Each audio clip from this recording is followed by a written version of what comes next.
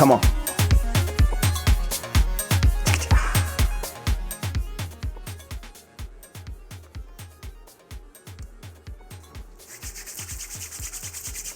I'm biggity back. What it do, what it does. Welcome to Club Shada.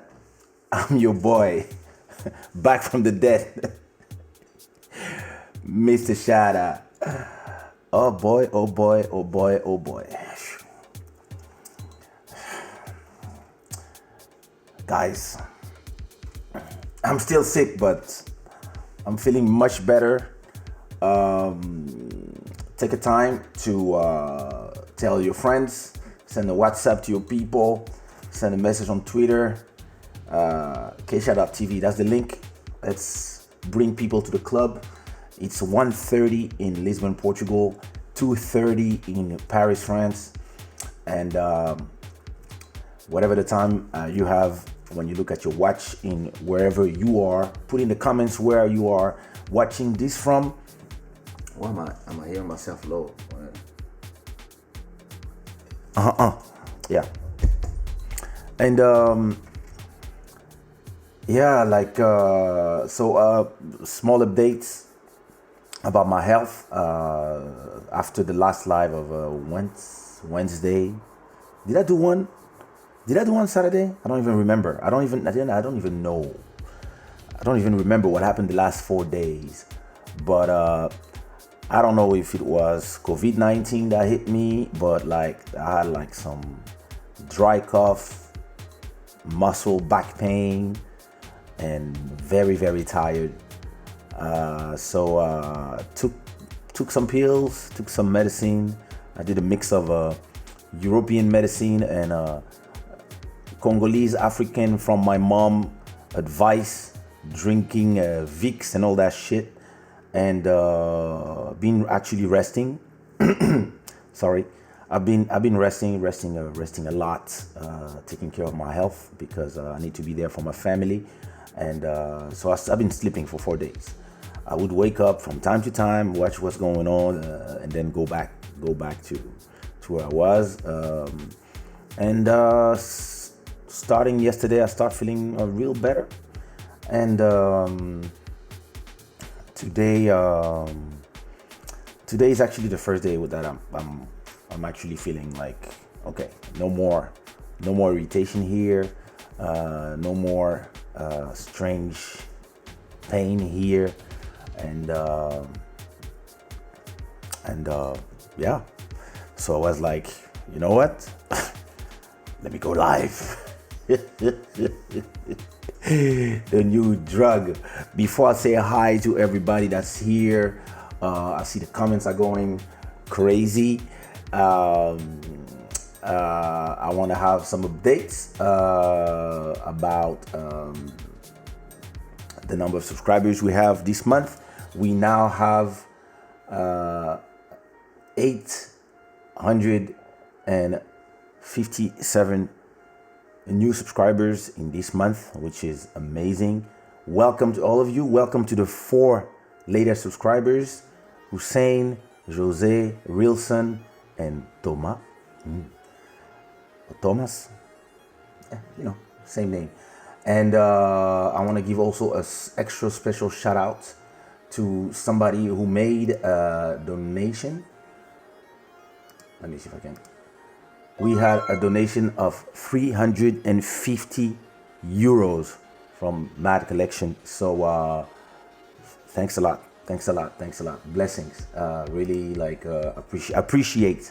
We appreciate doing these things and knowing that we got people who are supporting.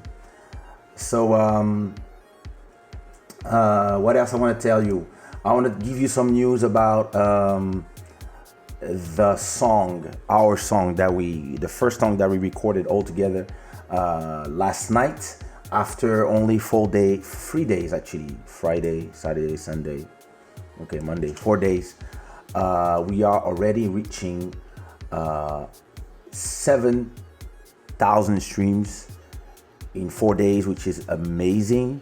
The next song is only coming Friday, and we already, normally we reach like 10,000 streams by the end of the week, and thanks to you guys. And this song have been added actually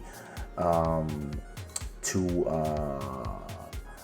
if you look, wait, somewhere there was the playlist. It's been added to two big playlists, which is the New Music Friday Portugal and the Dancing Kizomba. So that's amazing. Plus 72 playlists. So that's amazing for like it's like 3 songs in a row. So that's amazing. It's been the Kizomba month. The next month I will switch a bit. I will release a reggaeton, and after that I will do probably something. Let me see what do I have after that. I think I'm releasing Get Naked, the remixes, and I have the next one is actually Come. It's no, sorry, it's Amapiano. It's an Amapiano. The next one we are releasing. So that's gonna be dope. Olá, meu amor. Estás bem? Acordaste? Vai sentar no sofá. So my baby wakes up at 1:34. Yeah, that's you know, she's the daughter of an owl. Oh, let me close the window for her not to go in the veranda while I'm streaming. Give me a sec.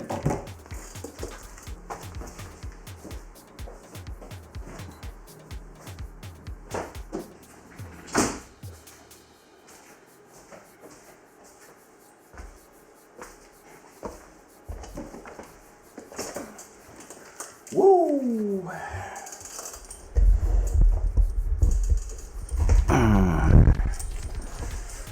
I'll tell you one thing, feels good to be back.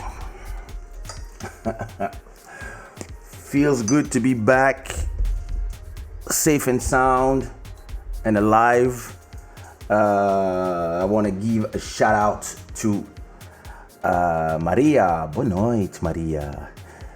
J Spot, Ravi Macintosh, bless up my brother. Shakina, AJ Silva. Yeah, I'm feeling much better, brother. I'm feeling much better.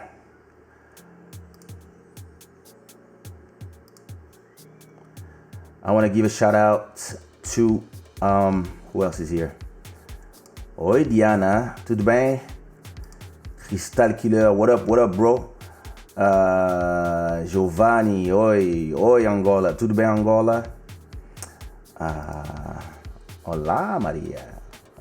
Did I say hi already? Okay, yeah, I'm saying hi. Jean Legendre, on n'est jamais fatigué, mon cher. Maximum Records, big up. Who else is here? I think I said hi to everybody. Moto Music. What up, my brother? Everybody is still giving me compliments about that amazing conversation we had. 3 hours and some the other time. So, you know, so good. And I'm here. I'm here to stay. Listen, I got scared for a second. But I've been very careful, but you know, like, because with these things you never know. It was important to take time and just rest, sleep. Like, I don't even know what happened the last 4 days. I just know that the worst part, I was handling a lot of business. I was like waking up an hour, talking to a lot of people, sending a lot of messages that I have time to do interviews, all that shit. But it feels like everything happened in like 10 hours. Listen.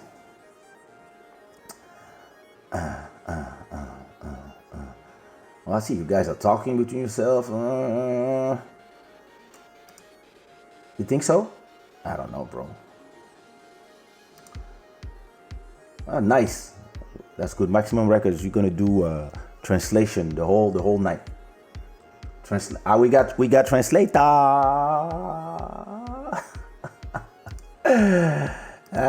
Thanks, bro. Si, maravilha, mesmo. For real, bro. Keeping strong.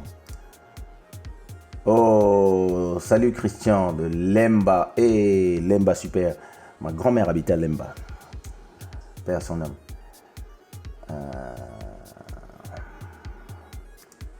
É isso mesmo, exatamente. Muito bem. Temos tradutor. Está bem.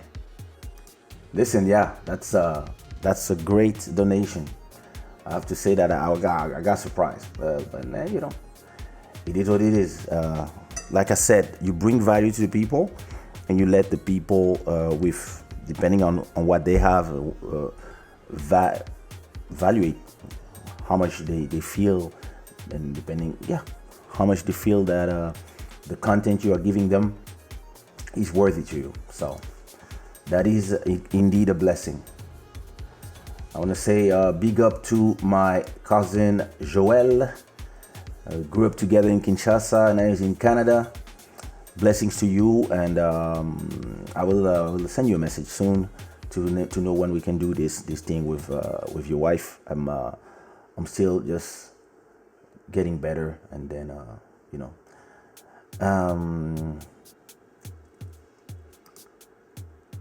Obrigado. DJ Montero, what up, my brother? Thanks for starting to be a regular. I like when I see names that I know. Eduardinho. Bonjour mon frère, j'espère que tu vas bien. Et fais attention parce que je vois que chez vous, là, les gens sortent et c'est n'importe quoi. Exactly, brother. Keep the family safe. Hey, what up, Mwagima? How are you? How have you been those lives since I was not there? So yeah. Oi, Sara. Então, dança. Pode dançar. Estamos aqui para conversar. Mas podes pôr música no fundo. Tem uma playlist que se chama Kizomba 2020. Entra lá e dança. I know I've missed the French interview because you were sick. Hopefully, it still happened down the road. Yeah. I actually had a conversation with Sami Sam Beats, and he told me that we're gonna see if we can do it next Saturday. I'm gonna see. I'll see. I'm still, you know, taking it cool, you know, and like chilling. Yeah, thanks, bro. Continue. Continue, have the courage. If you have the courage, go ahead. Yeah, Eduardo est avec nous, bro. Il parle toujours pas anglais, il se fout de la gueule du monde.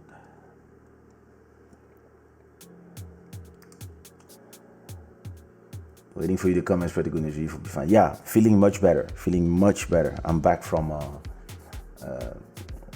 virus land. Feeling much better. So hopefully I stay that way. Actually, this morning when I woke up, and it was starting yesterday when my cough went from super dry to very heavy. I was like, thank God. So, you know.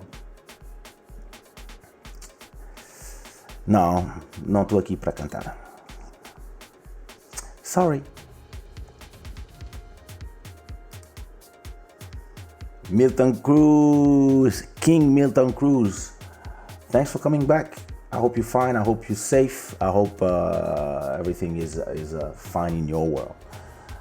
So, what is so before I begin with the subject of today, I got like one or two subjects I want to talk about. As you can see here,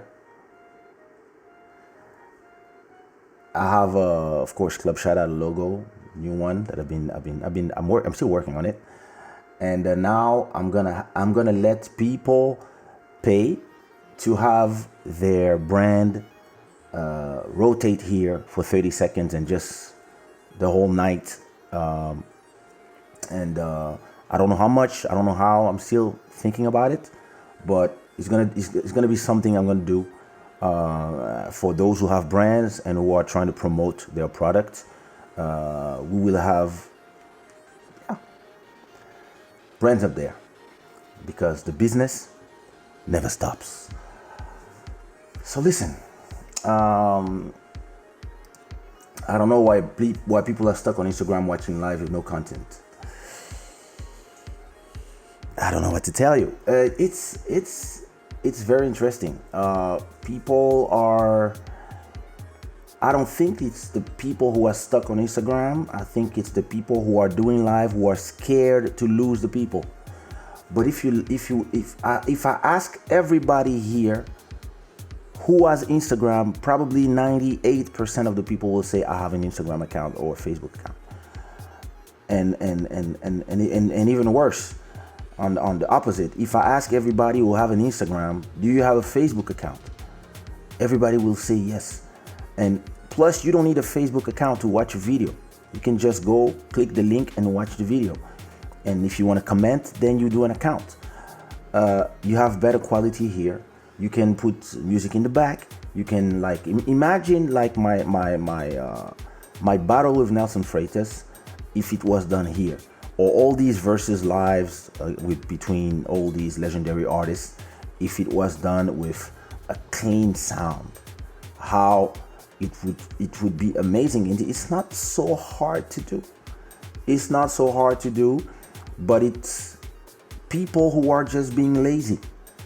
And when I talk with artists and I try to convince them, guys, maybe it's time for you guys to go to a place like YouTube or Facebook to do whatever you're doing. Even the conversations that you are having, you can have them in a place with a better quality. You can give that content.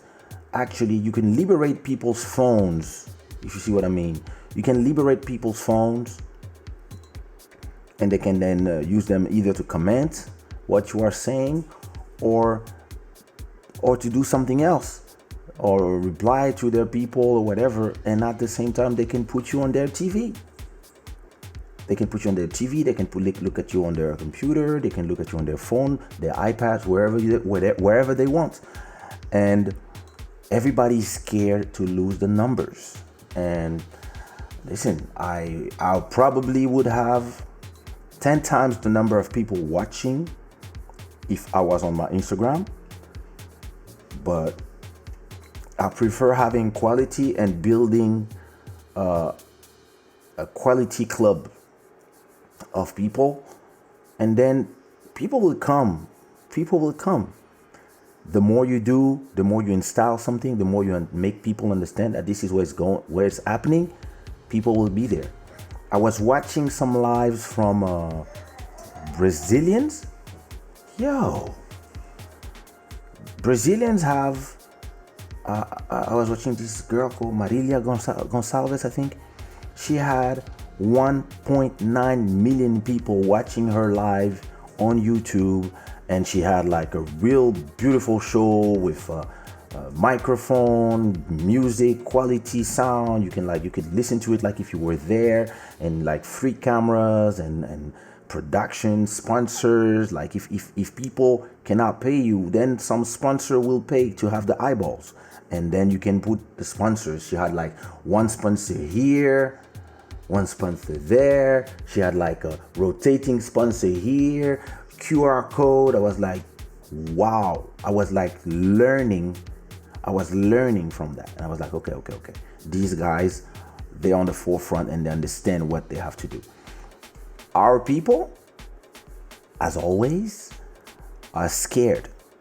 They're scared to be like, oh yeah, on Instagram I will have 6,000 people. On YouTube I have 600 people. You know what? On YouTube, even if you have 600 people when you are live, then your video can stay and you can monetize it, and it can stay forever in your channel, and people can go back and watch it. So if you do, I know some DJs who have been playing, and some singers who have been singing every day since this started. They do a live every day. They have conversation. They sing. They whatever. And then, if you wanna watch whatever they whatever they said or whatever they did 4 days ago, 15 days ago, 30 days ago, 45 days ago, is gone. What the fuck? Are you telling me that we have been putting content? Like, can you imagine all the shows from all these great artists? They're gone. So you are telling me that you are doing all these things in front of cameras, being broadcast to so many screens, and all those shows, I cannot watch them anymore? So what if I want to see Philip Montero and at the same time I want to see Grace Ever or LG? What if all the three of them have a show on the same time? I have to go between one another, and then I have 24 hours to, what if I fall asleep and I have something else to do the next day, and then I can only see them 2 or 3 days after. I want to see all three of them. Everything is gone. Since we started this show, you can go back. If you just started watching, you can go back and watch every episode. Listen, I don't know. I don't understand people. And listen, it is what it is. Como está a correr a tua quarentena? Vou dizer uma coisa. Foi muito fixe até 4 dias atrás, quando comecei a apanhar o vírus. E que me senti mal, mas tudo bem agora. Tudo bem. Miss Onyx, welcome. Hello. Glad to have you here. O que foi, meu amor? Hã? Okay? Huh? Happy day, man.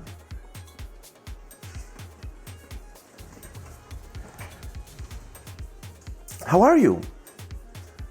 Thanks for joining us to Club Shada. Realmente o YouTube tem recursos mais sofisticados para fazer live. Realmente? Olha, podes pôr teu logo, podes pôr coisas, podes sponsor, podes pôr um QR Code para a pessoa fazer donações, podes fazer tantas coisas diferentes. Mas yeah, I think the IG live thing is herd mentality. The crowd goes where they think the other crowd is. Everybody wants to be with the cool kids. From both sides, very few are thinking about value. That is completely true, brother. And what people don't understand is that your crowd will follow you where you are.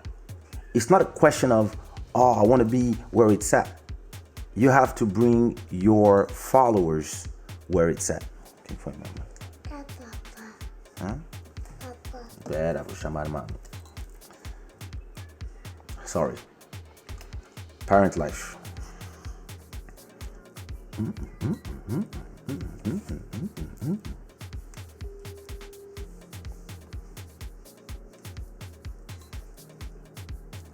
Mas só chamar, pode vir fazer lei para achar. Bem, obrigado.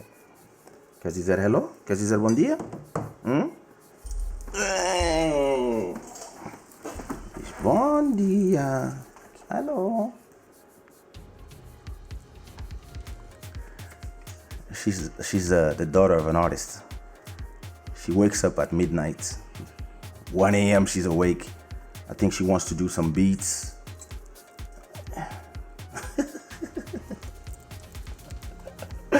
So what was I saying? It is indeed true, MJ. The people think that the crowd is on Instagram because they see all these numbers, but in reality, the people will follow whatever brand they follow.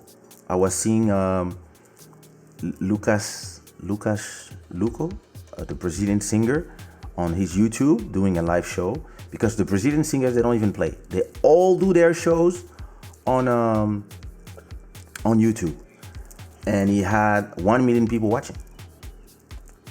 Simple as that. That woman had 2 million people watching. There was a samba at the same time. They had like 30,000 people watching. And then the gamers have hundreds of people watching, you know.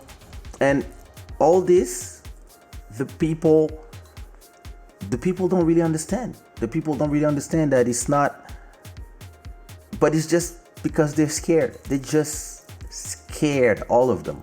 They're scared to teach their followers where it's at, and to tell their followers, go Instagram, do a live on Instagram every day for 10-15 minutes, telling the people, yo, I will do my show there. Yo, I'm just here to talk, blah, blah, blah, blah, blah, blah. Are you going to sing a song? No. I'll be there. And then there you can set up, you can have donation links, you can whatever. Even if you want to do it for free, at least your show will stay there. But yeah, I don't know what else to say.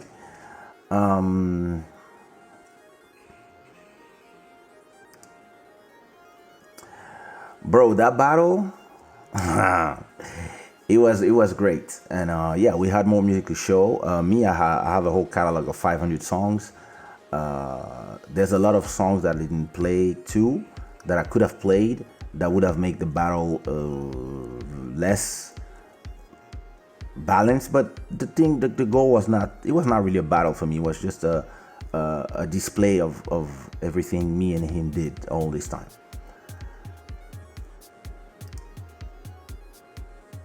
Obrigado. After the success of 6ix9ine Radio, plenty of people said that's where the action is. Exactly. They all decided to like to. No business can succeed just on chasing trends. Exactly. The everybody came to everybody saw the success of 6ix9ine Radio, and everybody's just jumped, and especially the Europeans and Africans. I've seen a lot of Zouk and Kizomba artists starting to sing without even seeing that 6ix9ine Radio, once they had all these people, what they did, Tory Lanez did his show where? On YouTube. And on YouTube, he had full monetization. He had, you could go from in the comments and you could add a link.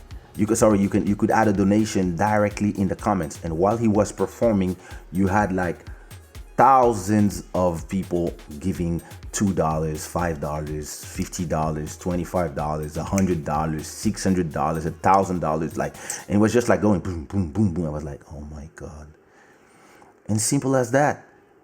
Like those places and places like YouTube, what they want is the eyeballs. They want people. They want to say we have X millions of users every month. That's what they want to say. And the infrastructure of YouTube is way, way, way more prepared for the live, because it's been playing videos forever. Listen, I loved the Jill Scott versus Erykah Badu. I loved the Timbaland Swiss Beats. I loved the Reza DJ Premier. I love Babyface Teddy Riley. But I even loved mine, Kaysha versus Nelson Freitas. But the sound is horrible. It was a nightmare. It was a nightmare. She does agree. It was a nightmare to be there and hearing those people, the sound. Like when I was watching the video of the live, I'm gonna put it on YouTube soon.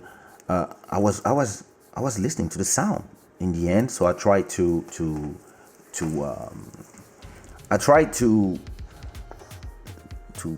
balance the levels of the sound. When it was too low, put it up a bit. When it was too loud, put it down a bit. Try to have something nice before I upload to YouTube. But this, when I was hearing it, I was like, oh my God, that's a nightmare. How is everybody enjoying this sound? How is everybody going to this battle being like, oh my God, it's so nice? You have to understand one thing. To be able to upload, to stream live to all these telephones, Facebook and Instagram took the decision to compress the videos and the sound, and it's compressed so much to be able to have two people talking at the same time and playing their music at the same time. The sound is super compressed, and it comes from microphones. Like, this is the side of look the size of the microphone. It's that little dot here, and you could sing here, and you prefer singing there.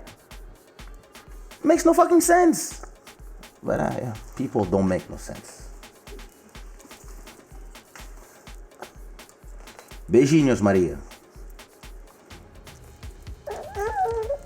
O que foi? Sim, tá pedindo vá pra mãe. Ui. Tá, mãe tá no quarto. Yeah, I was saying.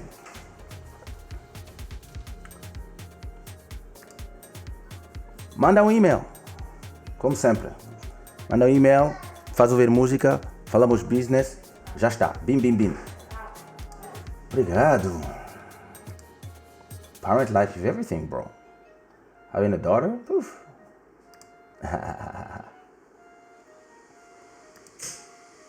Look at your niece, bro. Our kids are the future, exactly. Fui eu que fiz as tranças. Oh, Samuel, Yaoundé, bless up. Oh, ça c'est pour moi 10 ans. This been forever since I've been to Yaoundé. That's a great place. Oi, Nidia, tudo bem? Olá, Cláudia, tudo bem? Yeah, YouTube take 30 to 40% on the donation. So if you give a donation through YouTube, of course, if you give a donation through YouTube, so if you give a donation through my link, it's PayPal that will. No, through my link, there's nobody takes nothing. If you give a donation through directly from PayPal, sometimes they might take 2%. YouTube will take 30%, 30 or 35% of the donation. So if you give 10, yeah, they will keep 3.5. But listen, it is so seamless. It is so seamless that I prefer making money with YouTube if they give me the possibility, like Tory Lanez. He was there. He was just taking care of his show. You don't need to put links, whatever. There's a donation link there. Everybody already have their credit card or PayPal information in there. And what you have to understand about money is that every time you have a checkpoint that people have to go through, you lose people there. The goal is to have people arrive to the time where they just spend the money.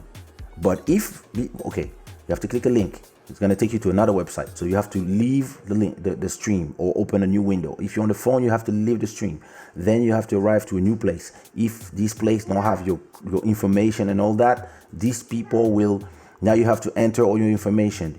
You lost already 50% of the people. Once you have entered your information, then you have to say, oh, I want to buy, etc., and then return to the too many clicks. The rule of business, to have a good business, you need to have like click or one click. Once you have a super chat enabled on your channel on YouTube, and I've been telling them enable this for all the artists. Once you have the super chat enabled on YouTube, what happens is that on the chat, on the side of the chat, you have a little $sign. You click on it, and you can say, I want to give that much, or I want to put a sticker, and your comments stay there. That's another great thing about it, is that depending on the amount you give, your comment stays on top of the chat for the person to see it, and the person can acknowledge you. And when you are doing a show, it's so much easier actually to use that. Even if you give out, you give 30, 35, 40% of that money to the platform, actually the platform is providing you with amazing service. The platform is providing you with a possibility to do a live show. Raymac, do you remember back in the Wanadu days how much it would cost just to do a live show like this in full HD for 5 minutes? You would have to pay the bandwidth going up. Yo, you were like the bill for just from the telecom would be 500 euros just to stream a show of 1 or 2 hours or 3 hours like I do. And then you would have the bill to have everything on your server.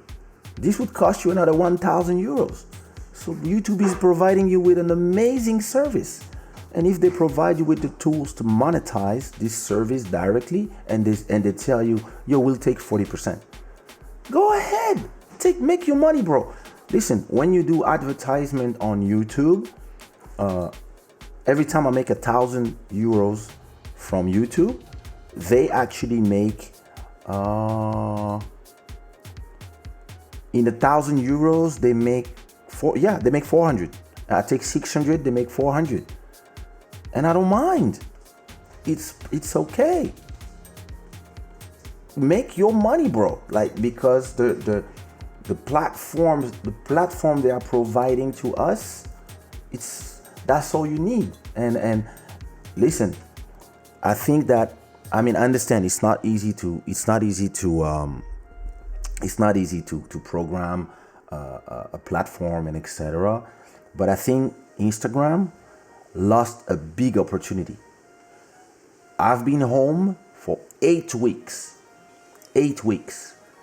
Those 8 weeks, if they could have on all the live shows of people talking, people dancing, people giving kizomba classes, dance classes of whatever style, performing, doing versus shows, if they just added in the comment section donation or super chat, call it how you want, and if they just added a possibility in Instagram to send $1, $2, $5, $10, the amount you want, and then plus a sticker, a special image in the chat, and that your chat will stay up, I don't know, 30 seconds or 10 seconds or 1 minute, depending on how much you put.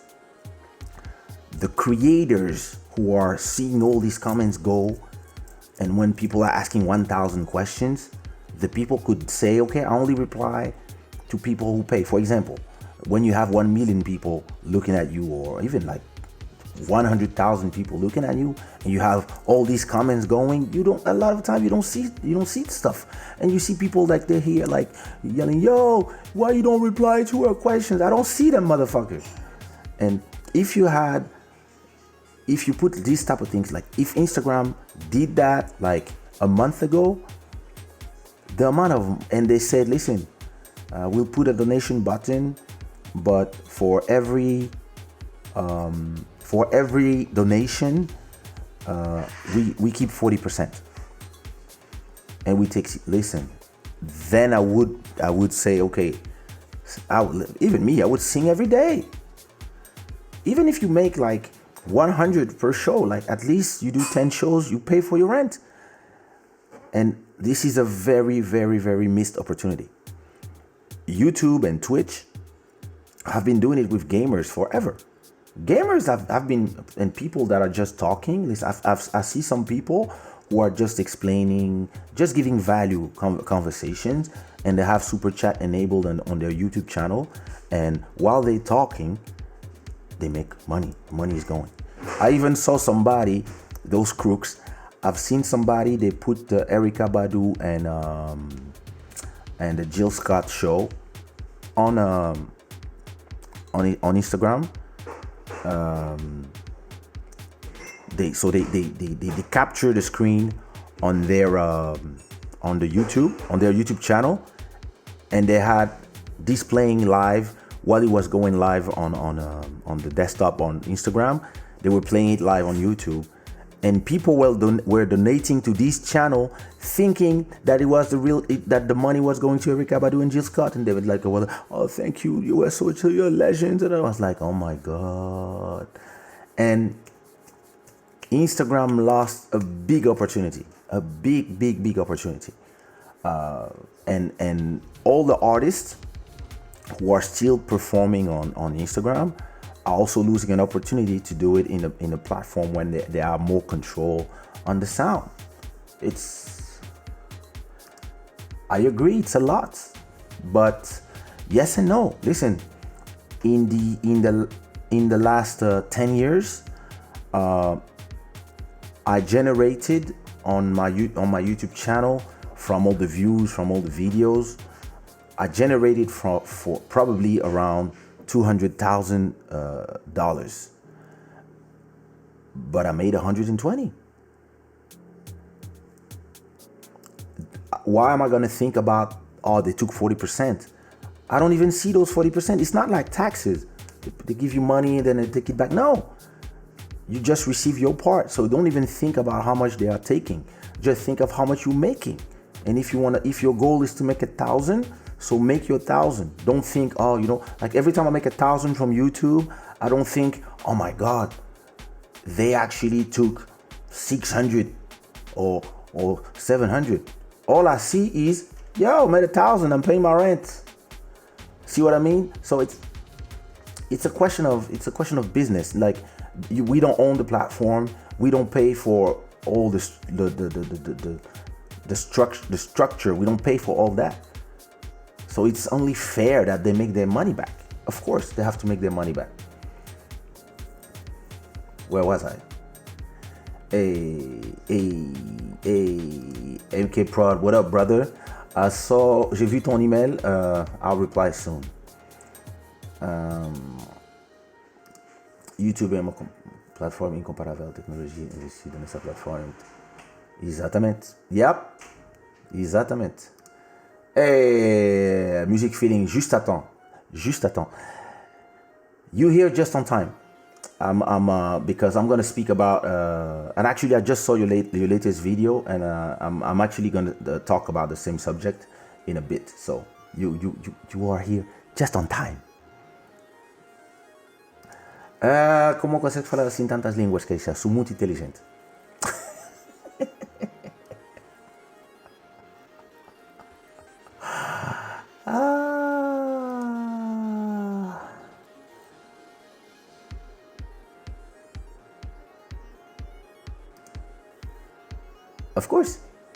Of course I speak French. I speak French, English, Lingala, Portuguese, Spanish, and some Creoles, and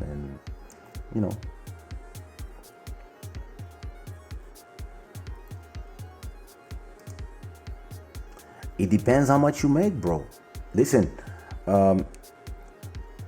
when you make a YouTube videos, like I told you, when you make it really depends how you see it, and how, because if you think about it, once you remove those 30% from your head and you think about the money you make and you work for the money you make, if you start making like 2,000 per month, you don't care if you actually generated 3,000 and something. All you know that is you made 2,000, and if you want to make 3,000, you work to make 3,000, and you make money for them, of course, but you don't pay the platform, you don't pay the website, you don't pay all these things, for real. Like, and I'm telling you, the cost it would be to create that, bruh, you have no idea, bro. Boa noite, Sara. Até a próxima. You are listening to my voice. The interview you did with Danilo Castro is available on YouTube. I think they uploaded to the YouTube channel. Yeah, the YouTube channel is called Anormais. Yeah, I think they put. I don't know if they put the whole thing, or they're putting 1 hour by hour. If they put the whole 7 hours that we did, but I know it's there. I actually saw it. YouTube has been built for this type of things. It's a video platform. Insta was not built for that. that purpose, exactly.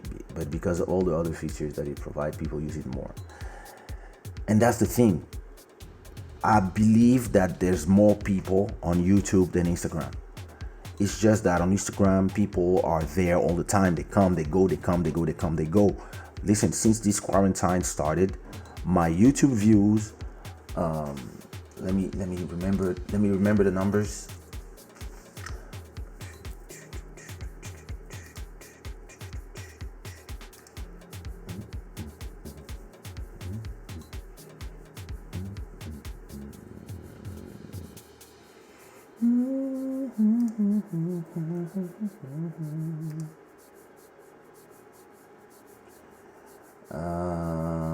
Audience, how can I see my views?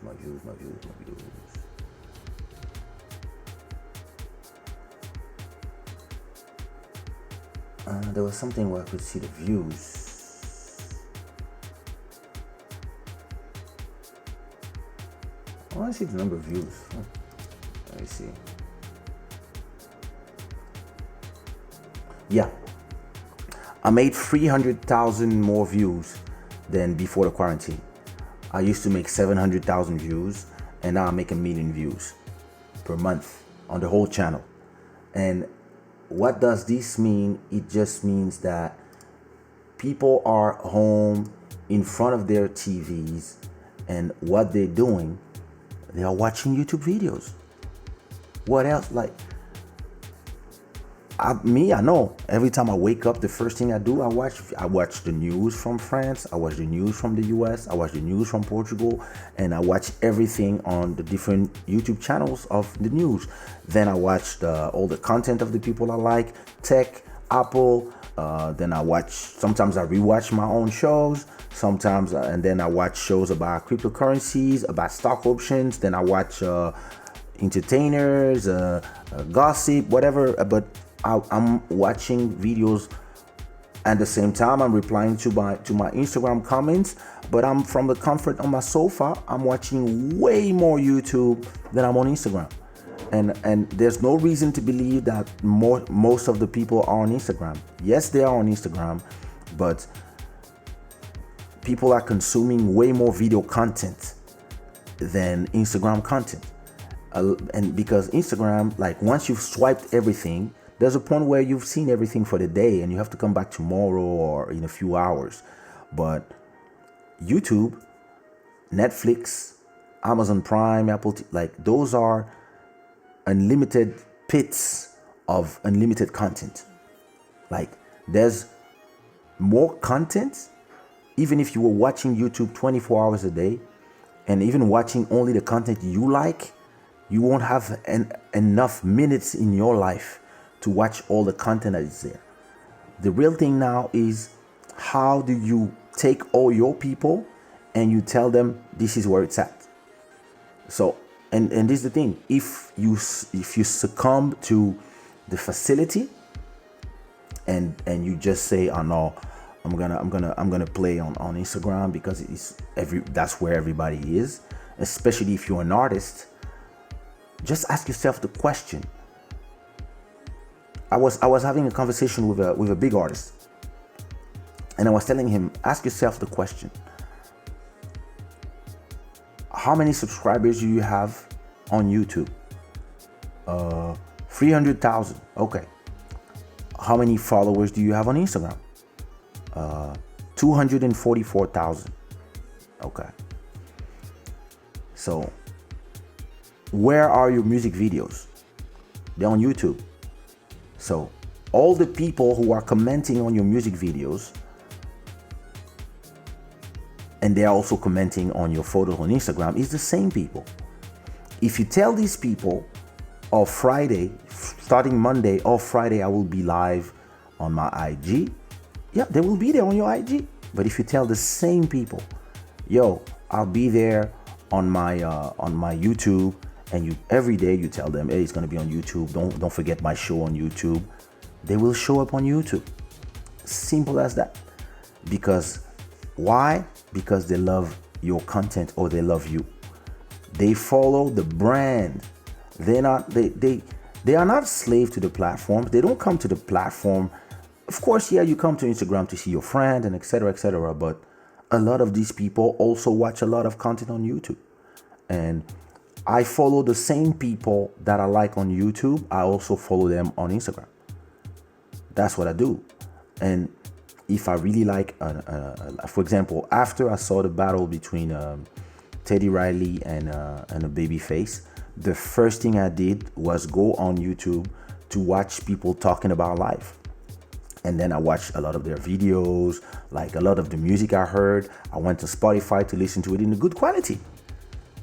And I don't understand why everybody is flocking to a platform that has not respect for sound. The sound is horrible. Even, listen, I was talking to Buddy Sadva the other time. I was like, listen, Buddy, you see the setup I have for my live show on YouTube?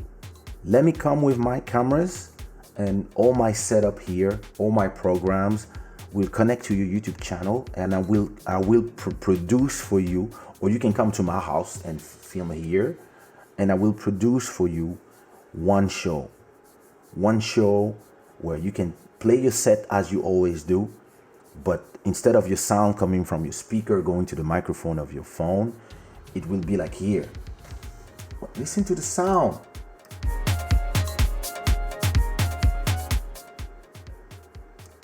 And you're gonna tell me that you prefer having a DJ playing on Instagram than having this, where you can put it on your TV and plug your TV to your big speakers and really enjoy the sound? You're gonna tell me that you prefer Instagram? That's not true. That's not true. Oops. Sorry.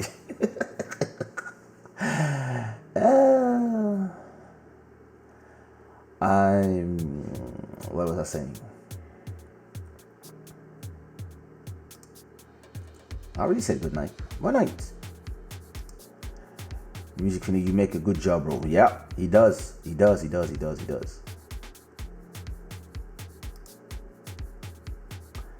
What up, Zenvo? What up, Zenvo Club? Ça va? Moi, ça va.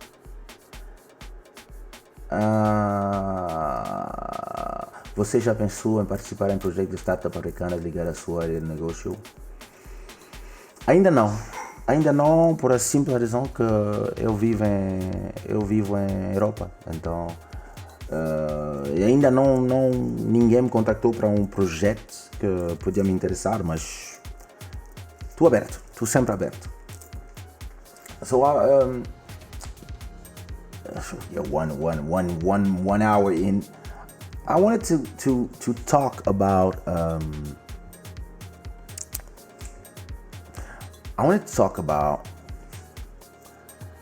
Tekashi 6ix9ine, about the return of the King of New York, and my opinion, and I wanted to have your opinion. So go ahead in the comments and tell me if you understand why he had. Let me see how much. Hey, DJ T-Neg, what up, brother? Comment ça va, frérot? How much does he have? Let me see. Stay safe, bro.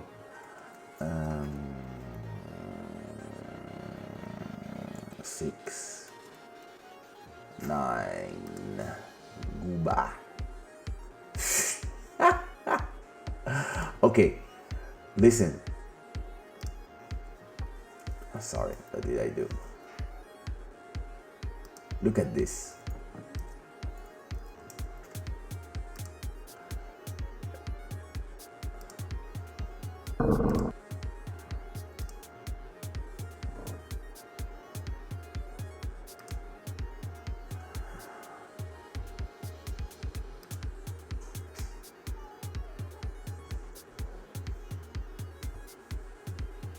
$106 million fucking views. 106 million views in 3 days. That's probably the number of views I have in my old channel in 10 years. So I would love to know. I would love to know what is your opinion. What is your opinion on this and how the whole world was thinking that because he snitched or he didn't respect the code of the streets, that it would create something and everybody would hate him or whatever. I think the people don't understand what's going on. I think the people don't understand that, first of all, the code of the street, that's in the street. This guy is not a guy from the street, first of all. This whole troll person is a persona. He's an actor. That's the first thing. The second thing is that the people who listen to his music, what you have to understand about rap of 2020 has nothing to do with rap of 1990. The rap of 1990 was a rap from the streets and listened more by people from the streets and some rebels. We now are in 2020 and rap is now mainstream music.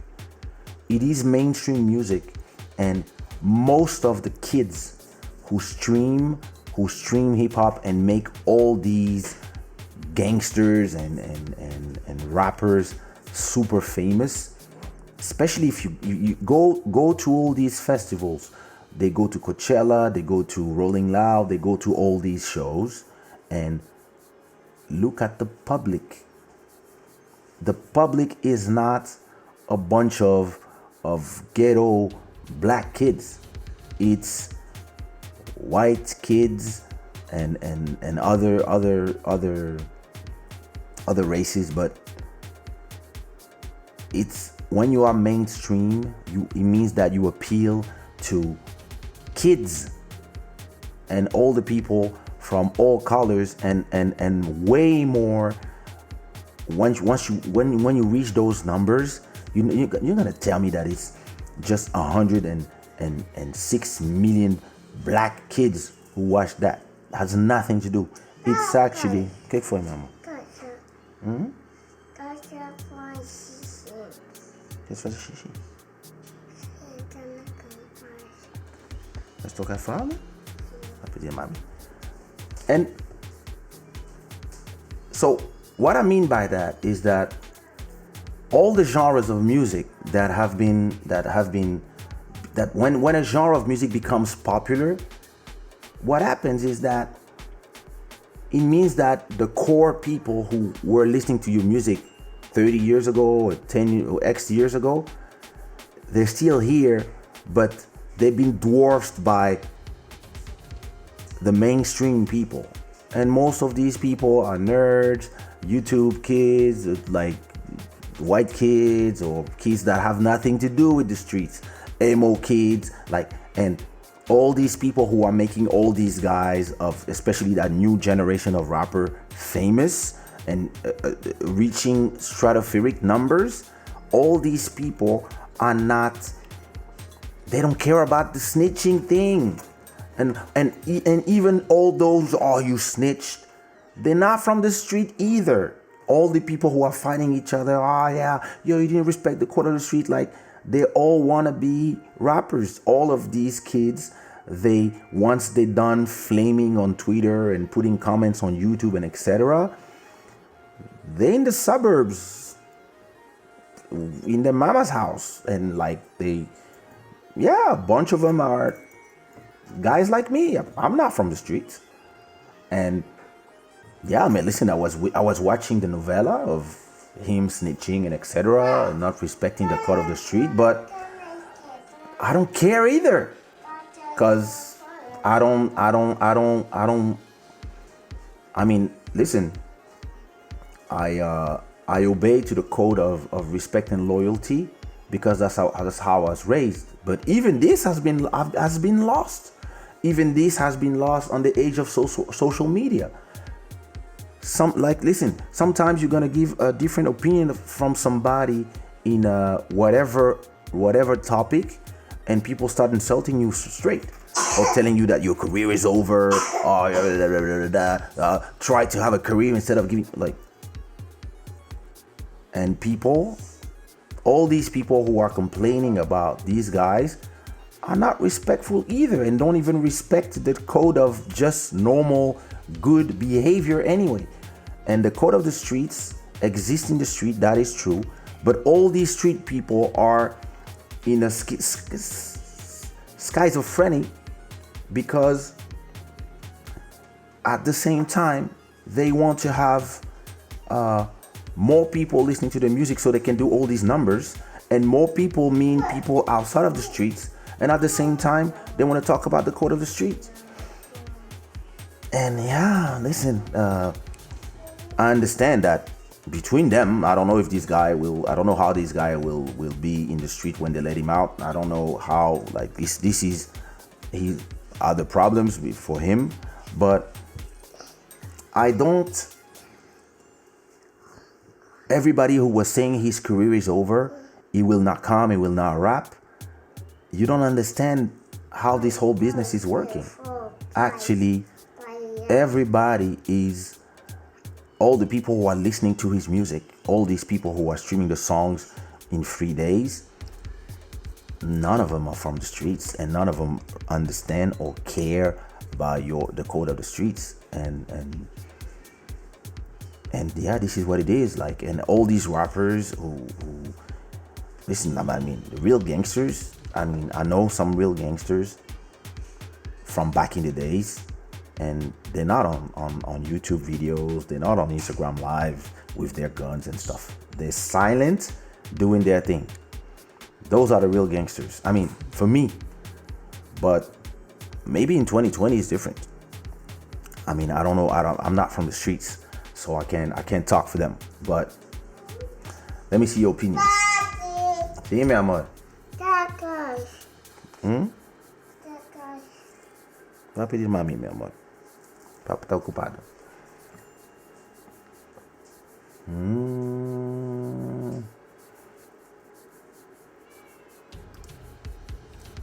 Je suis là, mon cher. Je suis sur mon 10e album. Toi aussi, frérot. Bless up. Como ficou o projeto? Você, Big Nelo, esse qualquer. Esse projeto nunca existiu. Só fizemos um vídeo. Soraya, thank you so much. Onde você nasceu? Nasceu em Kinshasa, Congo.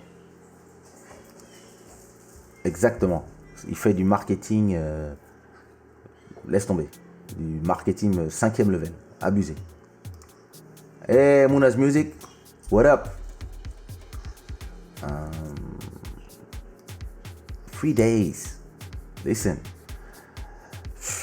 like, in terms of I mean, I wouldn't, if I have to go to jail to have all these numbers, I'm not interested.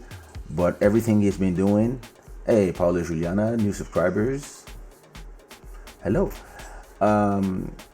Yeah, listen, in terms of marketing, that's crazy. That's crazy, the amount of attention this guy can do. Like, he broke all the records. He broke the YouTube records, but he also broke all those guys, like, in their verses, amazing, legendary things. Like, they, like, 2 million people at the same time on Instagram. Forget it. Most fans are not from the street. They don't care about street politics. They just want to hear good music. Thank you. Thank you. Exactly. Most fans are, most fans are, let me show you how most fans look.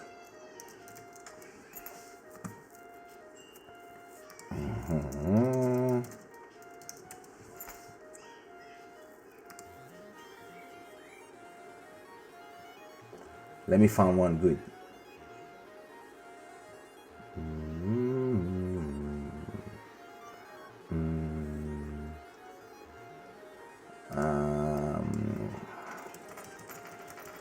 Most fans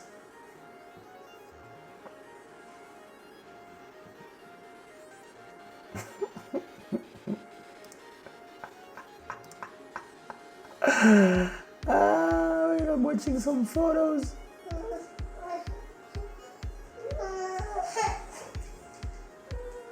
Most fans look like this nowadays. They look like these guys. Those are the hip hop fans nowadays. Pop. See, mi amor.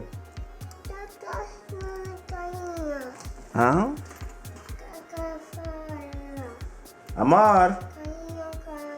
Sí, va a pedir mami, mi amor. Sí.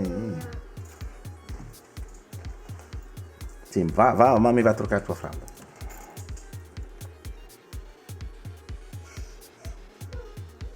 Ah, call the wife.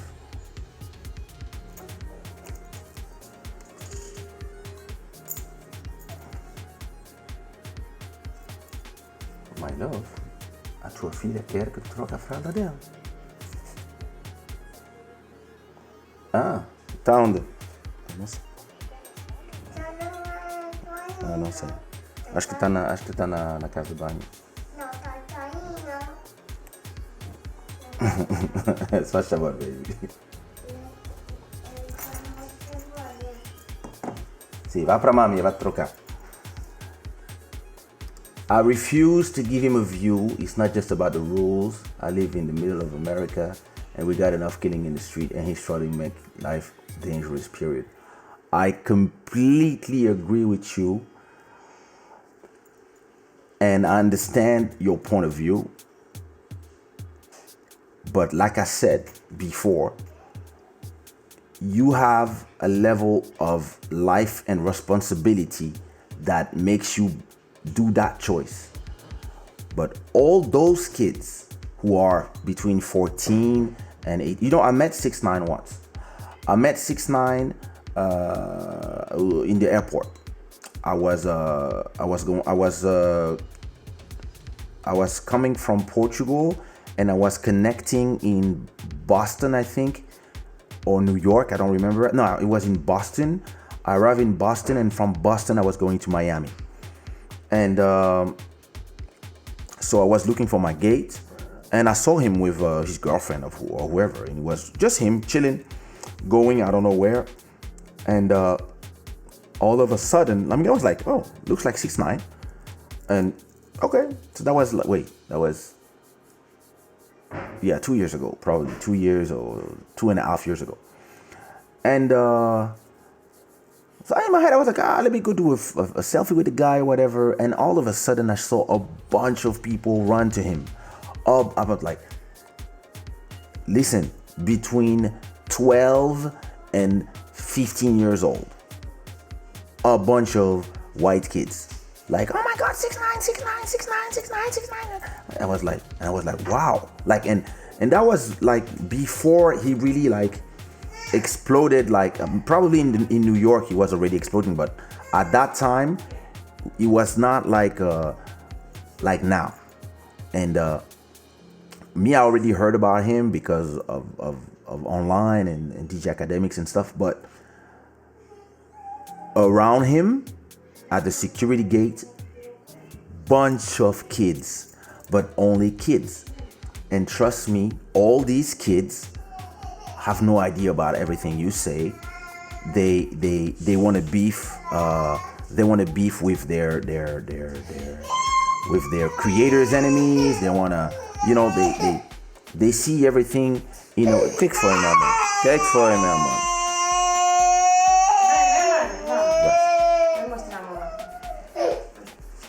And all these people, like all these kids, they're not 40, 46 years old like me.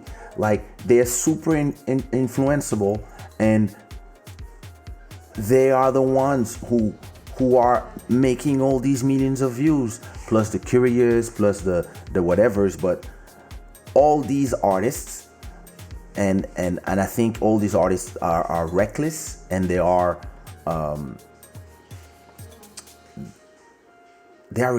little bit irresponsible, because they are teaching all these kids a lot of strange things, and they are showing all these kids that this is cool, and they are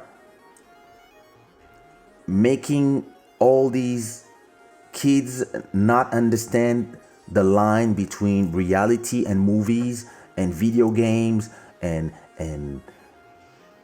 a lot of these things that you see on those video clips is fake, but sometimes it's real, and all those kids don't know.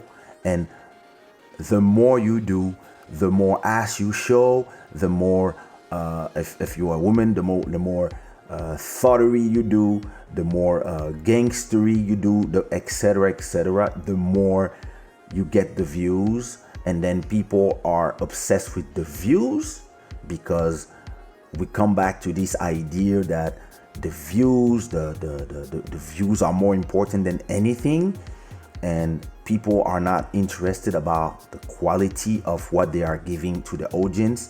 They just want to be there and saying, I have the most views, so I'm the king.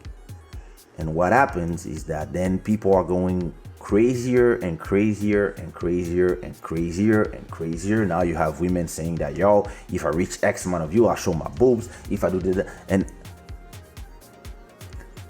it's less and less about the music and more about how much reckless stuff you can do to arrive to the eyeballs. So there's a responsibility of the public, because they are the ones who are showing you that the crazier you go, the more people will love you. Like, people seem to forget that before Cardi B came with Bodak Yellow, she was throwing her shoes in Love and Hip Hop, and that's where she had the buzz coming. And from that buzz, she had that song that it became a hit, and then the career continued. So then it's a question you have to ask yourself as a creator. Am I starting to crazy? Like, should I shit on my wife, be in drama, have her film her, have people paparazzi showing her throwing all my stuff from the balcony and yelling and everybody gossiping, talking about us, so we can have 1 million followers? Or am I not interested in that, and I'm cool? But it seems like in America, people prefer that. What are we gonna do?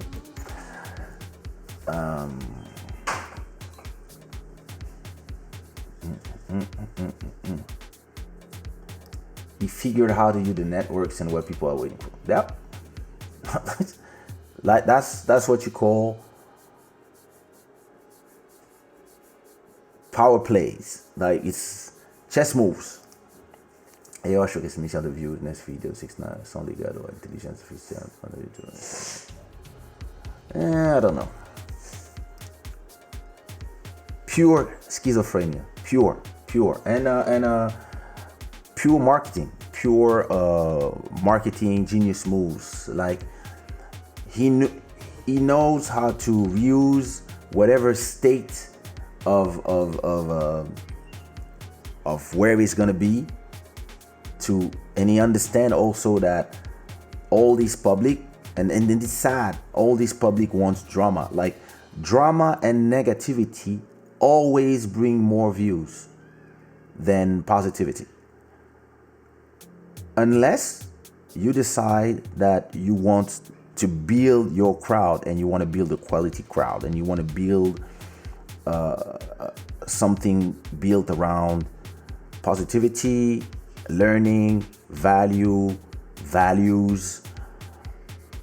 But then it's your choice, and it's up to you to decide how you will want to build your audience. And it might take more time, but then it's going to be a more solid audience. America has always been about entertainment and the dollar. And for the Americans, any publicity is good publicity. They don't care if it's good or bad. It's just publicity. Don't forget that the most famous women in America are not the Michelle Obamas of the world. It's the Kardashians. they are way more famous than any woman in America. Don't forget that the president of the United States is Donald Trump. Donald Trump is 6ix9ine of politics. Don't forget that. So when we see it from outside and we're like, this is crazy, how, he's a snitch, whatever. That out there, it works. It is what it is. Boa noite, Bernardo, tudo bem? Do you think it's part of selling a story every time American artists release something, they attempt to have a story behind? Yeah, because it's like I said, because it's the land of entertainment. O que foi, meu amor? O que foi? Estás cansada? Hã? Lá, mamãe vai fazer a leite, vai pedir mama. This one is not sleeping until 5 a.m. I'm gonna make a beat with her. Listen, Americans, that's what they do. Like, there's a lot of people who will create fake. Listen, you know that one day I was in America with a friend of mine called, what's her name? She's a stripper now, Shanice. And the paparazzis wanted us to have like a fake because she was coming out of a reality show, and I was okay, mama.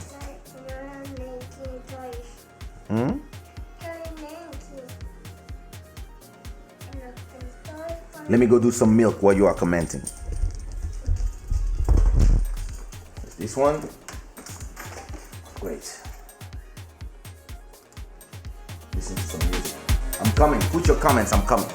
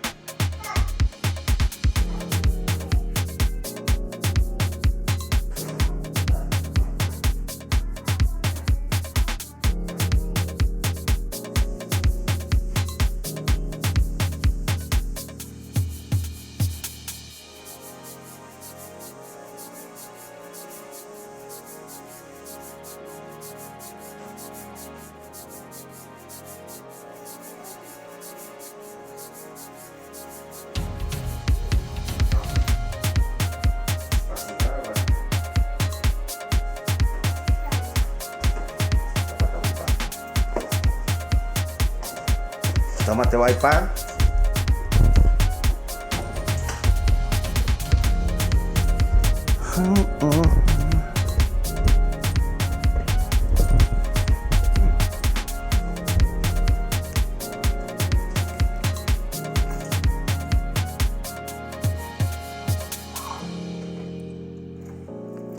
I was saying, yeah, where was I?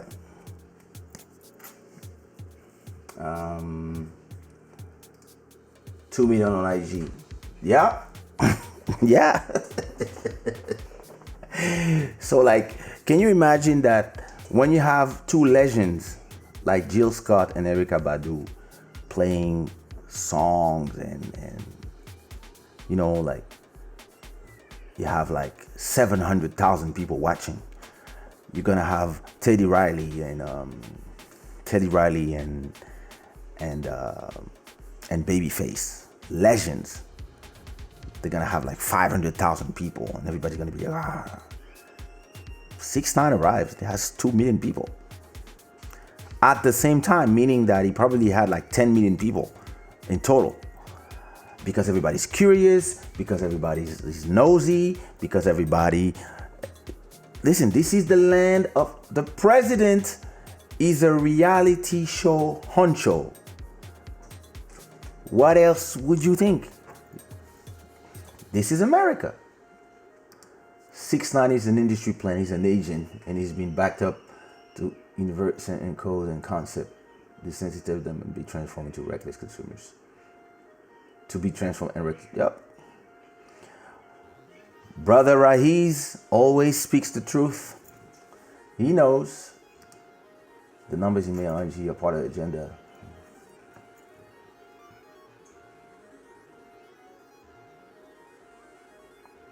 Preach.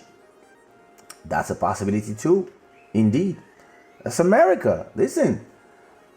If it's a guy that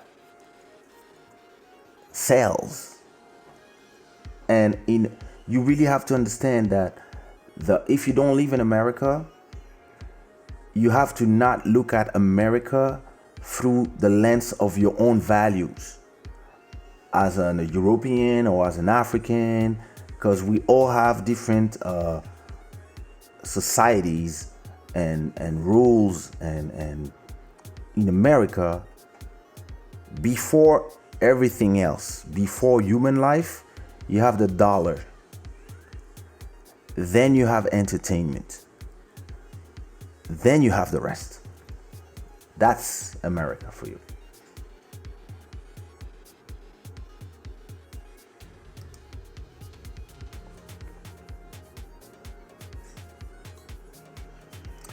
Verdade? O Brasil me conhece. Se tu vai no meu canal, vais ver que tenho muitos vídeos. Muitos. Yeah, indeed. Listen, 6ix9ine is doing exactly what Trump did, and he made him a president. Controversy sells. It sells. Always. Look at Trump. How when he started the race to become president, I remember that everybody was like, this clown will never be a president. And now he's the president. And like sometimes I listen to the daily show of since the quarantine started in the US, and I'm listening to the guy, and I'm like, wow, like he really said that.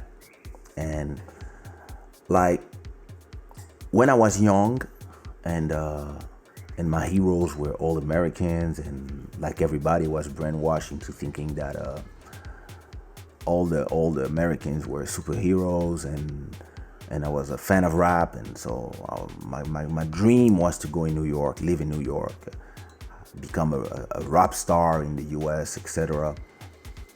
And every movie I watched, my other heroes were all Chinese or Hong Kong, from like, because of Bruce Lee, because of Wu-Tang movies, and etc. I really worshipped that country because of how they know how to they know how to use culture to impose their movies and artists and entertainment, to impose their views of the world to the rest of the world. And growing up, I'm like, wow, how could I dream about that country as the land of the free, etc.? It's actually the land of money. That's what it is.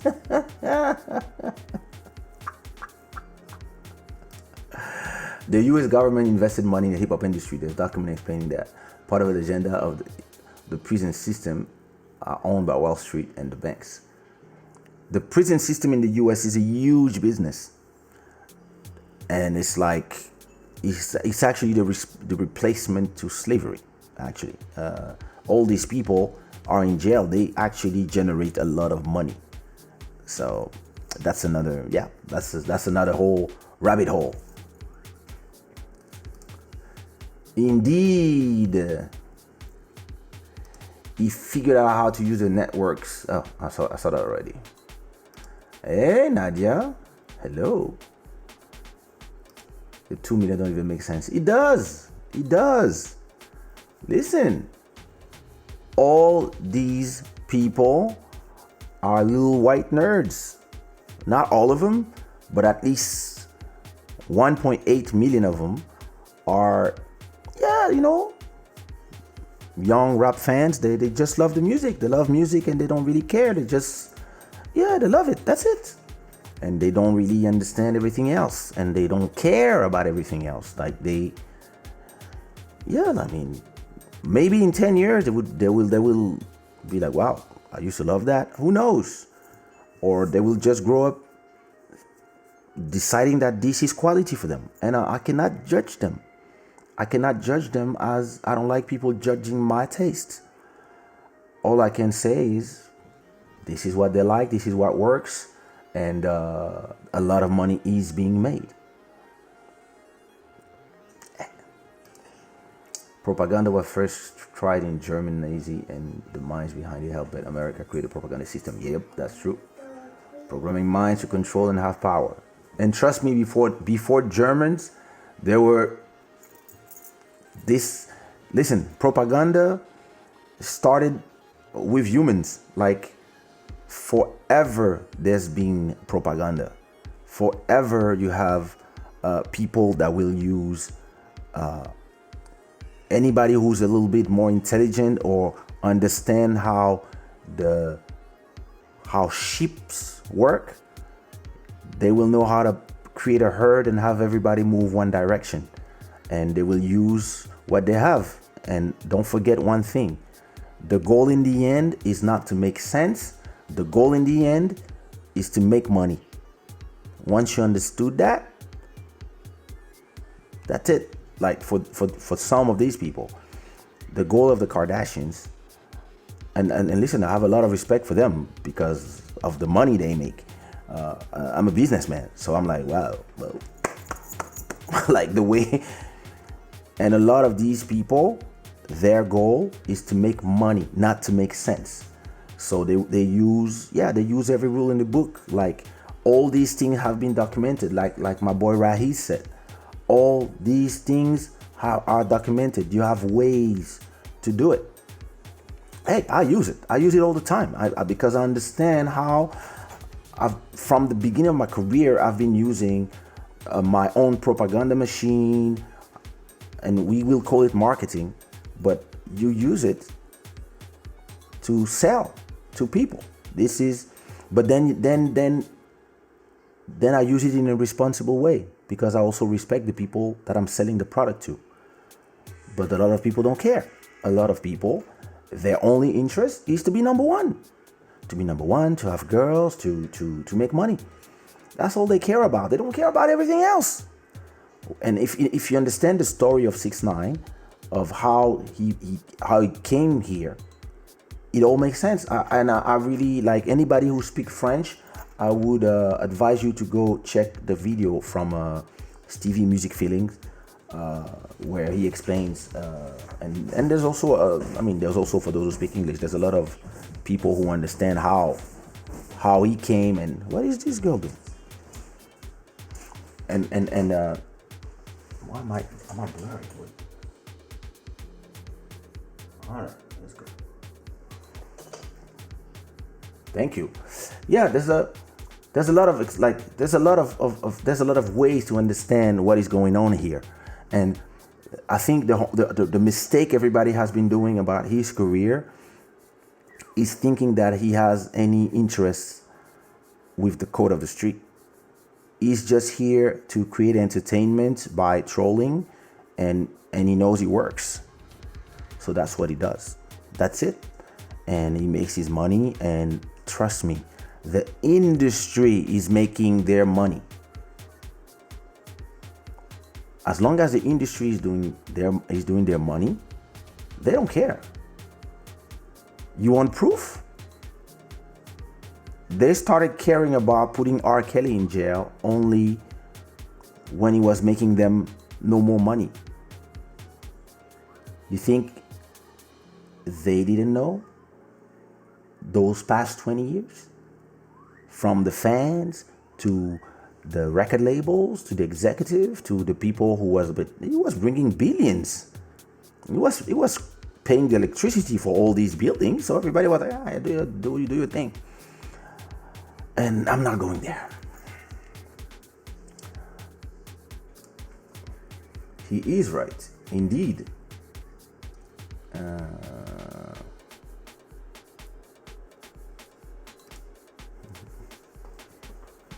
I don't know if the elevator thing was. The thing is, I will tell you one thing about the elevator. I'm not sure if it was done on purpose, but what the American do is, even when something is not done on purpose, they know how to use it.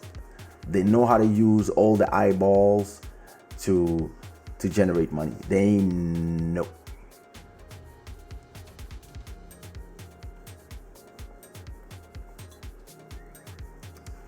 Who annoys me the most is Bill Gates. I don't know why everybody have something against Bill Gates. I mean, I understand, but I have to research more. I understand what everybody is saying, but I need to research more because I've been seeing a lot of things that he's been saying, and I wouldn't throw everything away on what he says. There's some truth in there.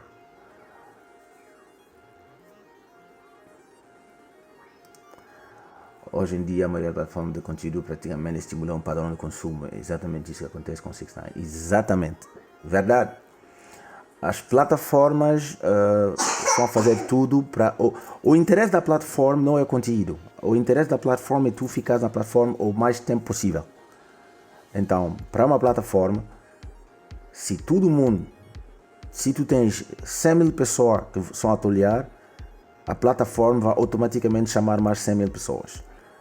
E mandar notificações e tudo é feito para a gente ser um pouco drogado. Realmente, a minha mulher, quando ela acorda, a primeira coisa que ela faz, ela vai no Instagram, WhatsApp, e é assim hoje em dia. Antes de ir fazer xixi, nós todos vamos tomar nossos fones e ver quais são as notificações. É assim.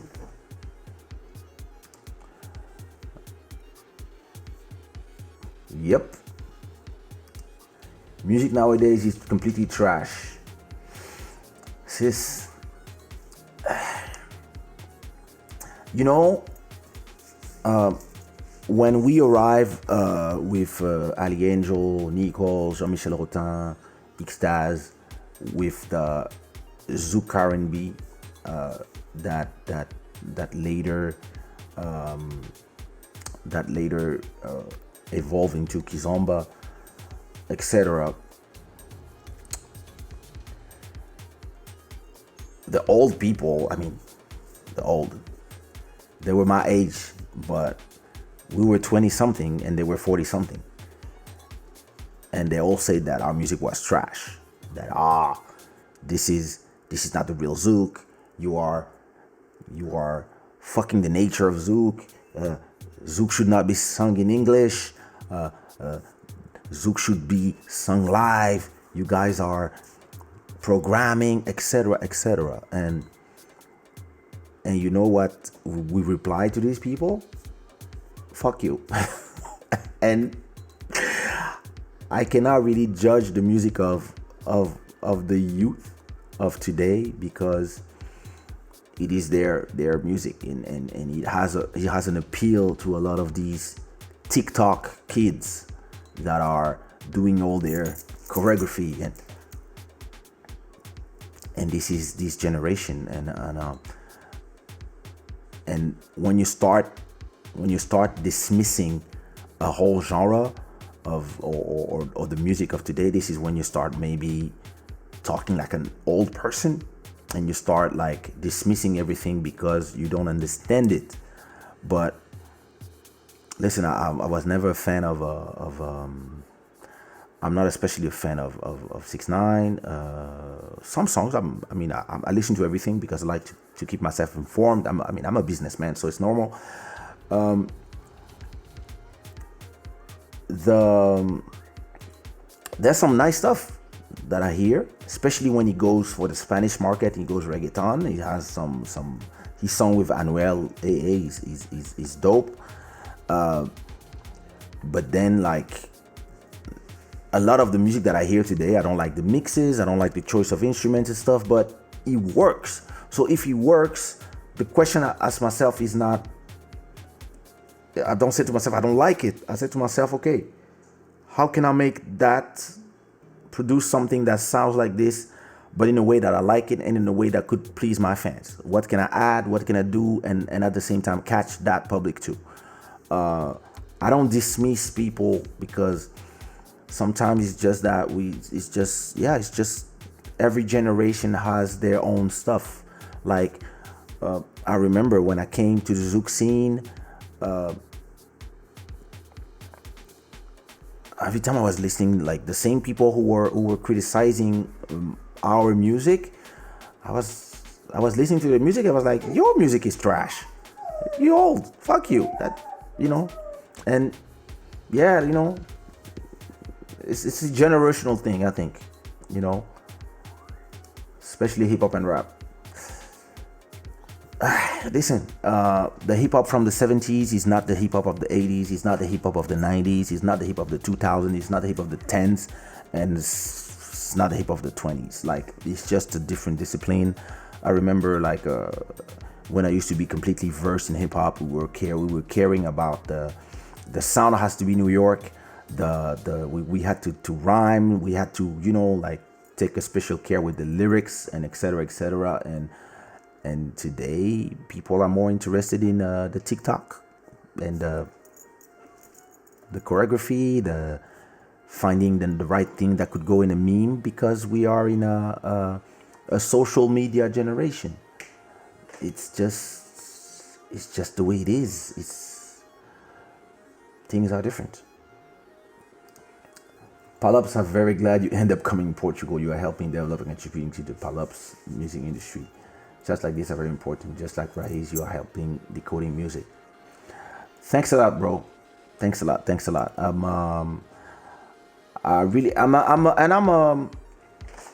I'm coming for the Pal-ups. Just like I have a lot of things to. There's a lot of conversations to be had about our shortcomings, because even the conversation about 6ix9ine, I could have the same conversation with the Pal-ups, because the way they are treating all the people that are taking Kizomba all around the world, the way people are angry at all the white people who dance Kizomba, not the way it was intended, but at the same time, they're happy to have all these millions of views on YouTube, where those millions of views don't come from the black people. So it's again the same fucking schizophrenia that people are having. They want the music to go everywhere, but they don't want people to love the music and start making the music themselves or start dancing. And because once Kizomba arrived in Russia, the people who are used to dancing polka or whatever, of course the music's gonna change when it's arrived there. So you cannot just be there and yelling when I post. Sometimes I post a video of two people dancing urban kids on my Instagram. I'm an artist. I'm not a dancer, and I'm not a purist. And I don't give a fuck how people are dancing or if they are dancing the right way or whatever. All I know is I'm an artist and I inspire dancers. They shot a video and they sent me a video, so I'm gonna post it because I'm thankful to have people who are inspired by my own music to do their dance. But look at all my people in the comments. You are supporting this. This is not the way you dance. And everybody's yelling. And I reply to them, where are your videos? Where is your support? those people are buying the music. Are you buying the music, or are you going to website to download it? So, but you know what? Let's keep it for that's a good subject for another video. But I'm gonna have actually I'm gonna have a Kizomba organizer who organize festivals to have a conversation about actually the state of our culture in a broad term, because I believe that the Kizomba dancers, whether they are Russian or Spanish or Congolese or Angolans or Cape Verdeans, they all have a say in the thing, because the culture is everybody. The culture is something that is ever moving. The culture is not what you want to see. The culture is something that moves, and we all have to take care of our culture, of course. And when we don't take care of our culture, some people fall in love with our culture and take it somewhere else. And sometimes we have to ask ourselves, did they steal it, or did we let it go? But I will have that person come and we will have a conversation about how the current pandemic impacted the whole Kizomba scene, not just the singers, but also the festival creators, the dancers, the teachers, and etc. Because this is a whole industry that have been built on top of what we call Kizomba, but is actually Zouk, Compa, Kizomba, Tarashinha, Passada, Cape Verdean, Angolan, Santo Mes, Mozambican, and all these musics. There's a very interesting conversation to be had, but this is not for today, because I ain't sleeping at 5 a.m. like last time.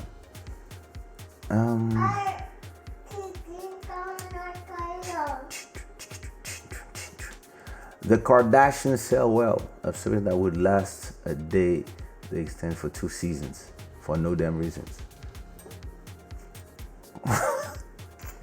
Listen, the Kardashians have all my respect. They know how to transform drama into millions of dollars.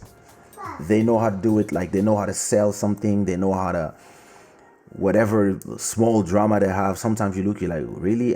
But they know how to scenize it, and yeah, they mastered it. And the worst part is, a lot of people hate, but when I have nothing to do and I end up watching, I stay watching. I'm like, oh, because yeah. And it's the same thing for Love and Hip Hop. It's the same thing for all these shows. It's like, as long as you understand it's entertainment, and sometimes it's the real life, but it is entertaining. Like, yeah, what are we gonna do?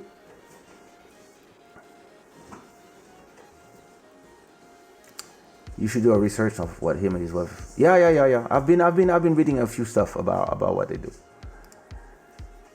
Guys were amazing back then.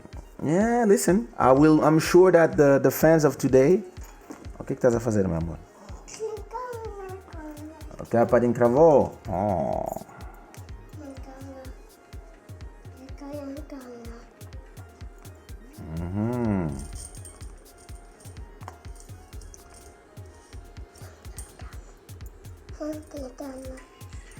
Tá, já tá. De nada. Estás a pintar?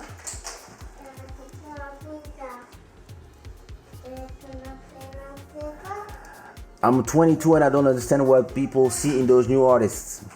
Yeah, but maybe you're an old soul.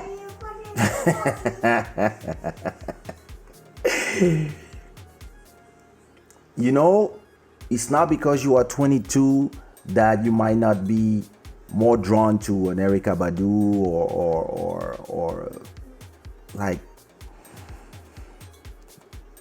But all I can say is I'm seeing this not from an artist point of view. I'm seeing this from a business point of view. When you have 2 million people watching your live and you make 106 million views in 3 days with a video, there's something there. As a business, there's something. That's all I know. And I don't like to criticize without reason. or just to criticize. I like to analyze. I like to analyze. Why? Because once we stop just criticizing and dismissing and disrespecting, we can analyze and we can find stuff in there that we can use for ourselves.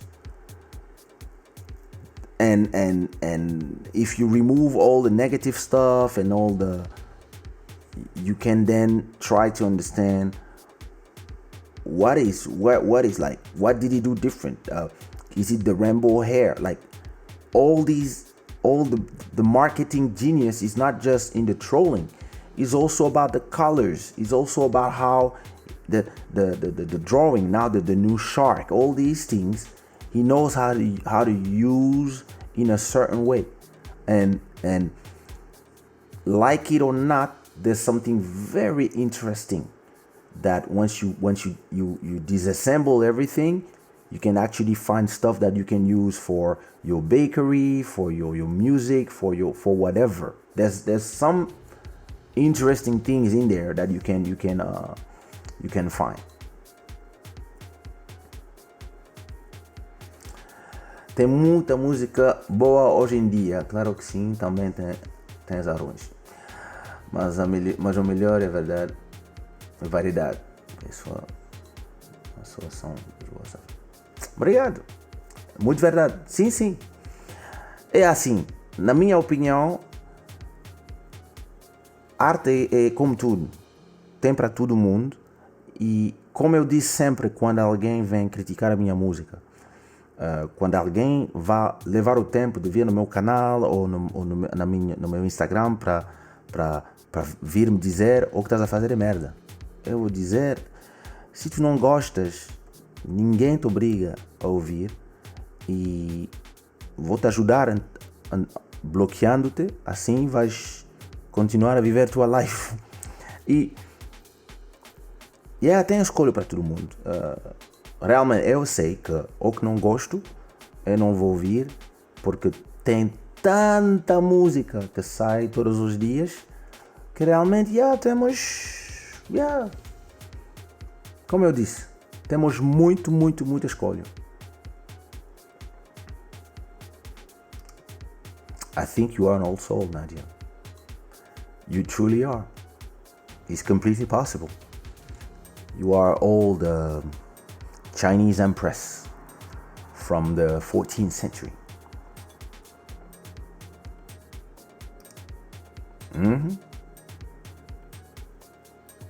We lost something in music, no more creativity, everybody make the same stuff. I don't know, bro. Did we lose something, or people don't search enough? Do you remember when we were younger and we would go to the record store and listen to all the vinyls and like dig in the crates? Listen, if I go to Spotify right now and I start looking for let me go to my playlist. Amapiano 2020. And then I go from this playlist, I go to Jazzy Disciple. And then from there, I check this guy that I don't know. And from there, I check about, and I see that this guy is in Back to Kazi, the South African stuff. And then I look at all these people, I don't know them. Then I can start putting play and discover stuff. And then I make my own playlist. I really believe that what is going on right now is that people are lazy. People, because they have access to, because people have access to everything, they tend to not do their work. They tend to not take the time to go and search for music, especially all these kids who were born with a telephone in their hands. It's even harder for them because they are not they are directed and controlled by the algorithms. When I go listen to music, I'd never go to what the platform is telling me to listen to. I always go and dig. I like to dig in the crates. I will listen to something and it will take me to something else, and I will be there like listening to stuff, and then I will save stuff and search for myself because I've been used to do that. But the kids nowadays, they wake up, they go on Instagram and they swipe up, and they go on the search, and if the platform is serving them something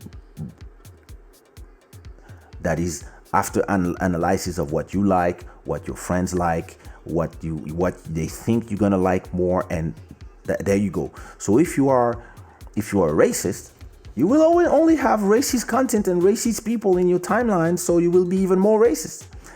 And that's the limit of today's world, the social media world, where there's so much content that everything is based on algorithms. And this is also the reason why, like, I don't want to talk about this every live, but it's also part of the reason where I prefer being here on YouTube, doing my live, than on Instagram. Because I don't want to have all the weak people in my comment section. I don't want to have 1,000 people asking me when am I going to sing Fiona on my comment section. I'm not interested in that. I don't want to have people who are now willing to give me 5 to 10 euros every week or every X or when they can to thank me for the value of the content I'm giving them. I don't want these people. I'm not interested in them. And that's a choice. But a lot of people will choose the facility. I'm not judging. Those people will prefer being where the algorithm will serve them a bunch of people that will put a lot of comments, and in the end, after 10 days, I will have made $2,000, and they will have made 10,000 viewers, and they will be happy, and I will pay my rent. Well.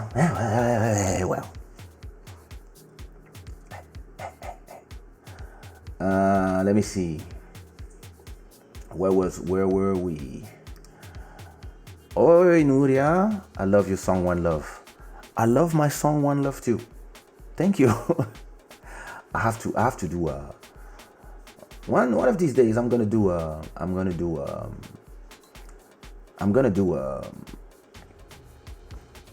show where I just need to find a way to monetize it here on YouTube. But I'm gonna do a thing where I sing some of my classics. But what I want to do, not tonight because it's already 3 a.m. I want to re-listen to all my album with you guys. I will probably do this like for it's gonna take me probably 2 weeks. But I want to listen to like all my albums from the very, very beginning in '98 until the last one, like maybe 10 tracks at a time or the whole album. I will do some album listening sessions where we listen to the music like track by track and explain who did the beat, how I did it, whatever, what was my feeling, my state of mind at that time, etc., etc., etc. That could be nice. I think the mainstream artists now are doing music just because after a month of two, no one plays it anymore. I have found some new good artists that people don't know. Yeah, listen, it is your responsibility as a music listener to do your job too. You have to go and find artists that you like, that maybe nobody knows and that are not mainstream, and support these artists by streaming their music. It is also your responsibility, because if you make something different, you want to make something of quality, you make something that has soul and value and transports people, and nobody listens to it because you guys are just giving what the playlists, the automatic algorithmic playlists are giving you, then the artists like me that are trying to give value are fucked. Simple as that. Because nobody is listening to the music. So what we will do, we'll be like, okay, since everybody's listening to the shits, well, the shit seems easy to do. And we'll do that, and we'll serve that to you so that we can also have the views. As long as when we do what we do, like, listen, I could do easy music, but I decided, and I release a track every Friday, but I do the tracks that I know that my people like, and sometimes I just do the track that I want to do, that I like. But I try to always give quality. I'll try to always give some emotional value to the people who are listening to the music, and try to express myself at the same time. And it works because I can feed my family with my music. But if I realized that I could not, well, and that every time I would do something easy and as easy as everybody else, and that would bring money, at a point I would be like, yo, let's make money. So it is your responsibility as a listener, as somebody who, a lot of people complain about the music. They don't even buy the music. Like, it costs $10 a month to have a Spotify account or Apple Music account, and it costs like $5 if you are a student. And some people don't want to pay that. Just tend to listen to music forever, unlimited, or they want to listen to it on YouTube. But when they see an advertising on the music of the artist they love, they pass the advertisement, and then they don't understand where the artist they love stop making music. They stop making music because this is not a viable solution to survive. This is why they stop making music. And it is the responsibility of the people who say, I love you. Listen, you know what happened to me once? Somebody came to me. It's too far to reach it. Take for me, Ahmad.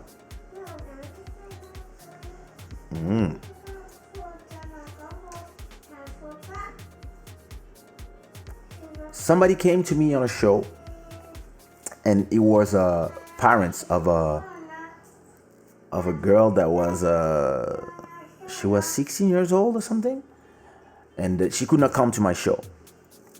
So she sent her grandparents. They were something like 50 or 60 years old, and they came to me and they said, oh, our granddaughter, she's your fan. She loves your music so much. She was crying so much. She asked so much, but listen, she's not of age. She could not come to your show, especially at 2 a.m. At 2 a.m. So she just gave us your CD. So if you could sign her autograph. And I was like, yeah, sure. So I take my marker ready to sign, and you know what they give me? They give me a fucking burned CD, not my original CD. They give me a copy, like with not like just Kaysha written in with a marker. Kaysha, the name of my album, and they give me that to sign. Oh my God, I was disgusted. You know what I did? I signed it because yeah, she's 16 and whatever. But then I was like, whoa, if everybody gave me copies of my music, of my CDs to sign, how do I survive? And what's the point of making music? It's better to have a job. And today it's even easier to listen to music. Like, nobody can come here and tell me that they don't have $10 every month to pay for a Spotify account and then go and play the music from the artists they love. You don't, like, that's all you have to pay, 10. Just like you do it for Netflix. And a lot of people are still downloading music. And then they say, I support your music. You are my artist. I love you so much. I have all your songs. But they go on YouTube and then they download it from YouTube. So how are you going to complain that all the music is shit when the shit music has I'm not insulting somebody else's music, but hundreds of millions of views for the shit music, and you think you make quality music and you have 1,000 views. You might as well just make shit music, I guess.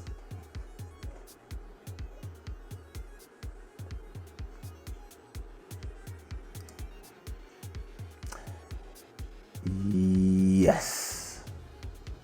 Tem pessoas que acordam de manhã só para odiar. É estranho, não entendo.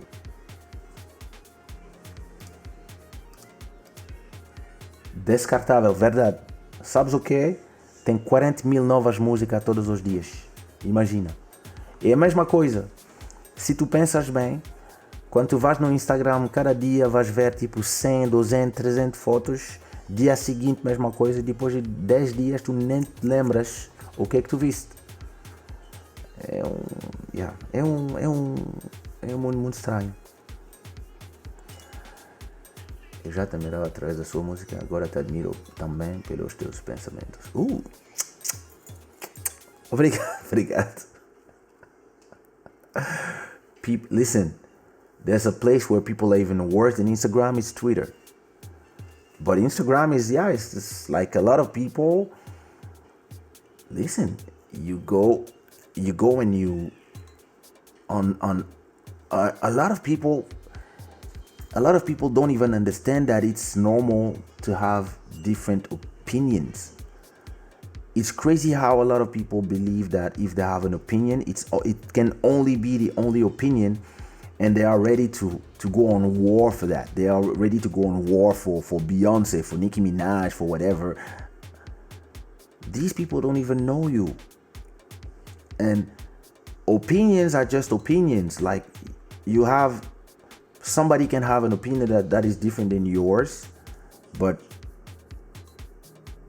it doesn't mean that you have to insult each other and to reply to people starting by insulting them because you want to get your point across. When I disagree with somebody, I just say, but my opinion is this. Like, because sometimes by having two different opinions, this is when in the middle, both of you guys become richer, because you can have different point of views. And sometimes there's no truth. Sometimes the truth is in the middle, and you both have 2 points of view that are completely different. It depends where you come from and from where you get the problem. And sometimes you both have 2 opinions that are valid. But nowadays online, people are just posting to be validated, and they will attack you 10 by 10 or 100 people just because they want to be right.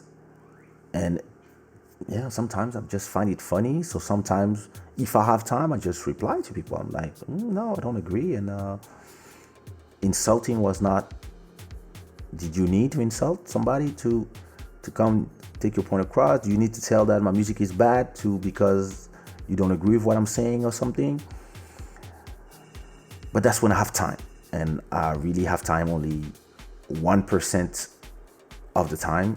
The rest of the time, I just block.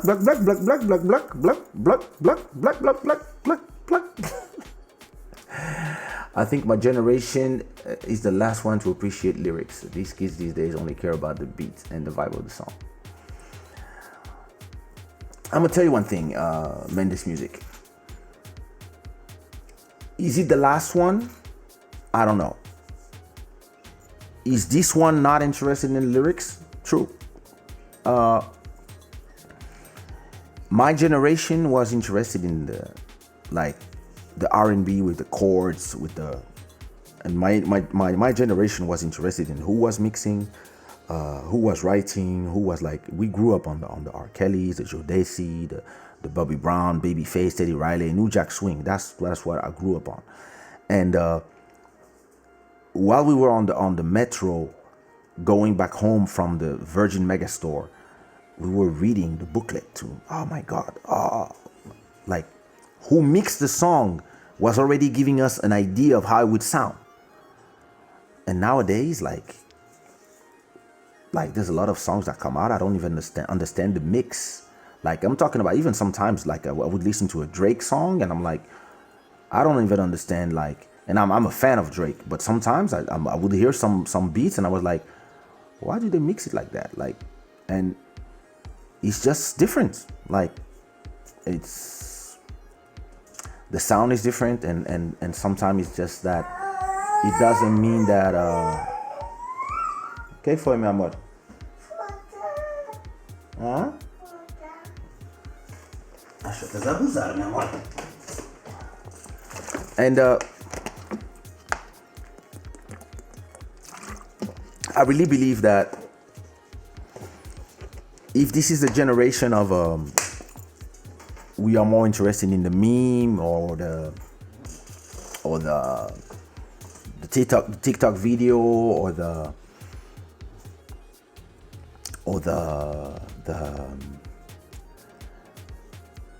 melody or the renegade, and this is the generation for that. I mean, it doesn't mean that the next generation will not be interested in, and as I say, it is also the consumer responsibility to drive what they think should work and what works for them. But and there's also something I said to artists. You also have to understand something.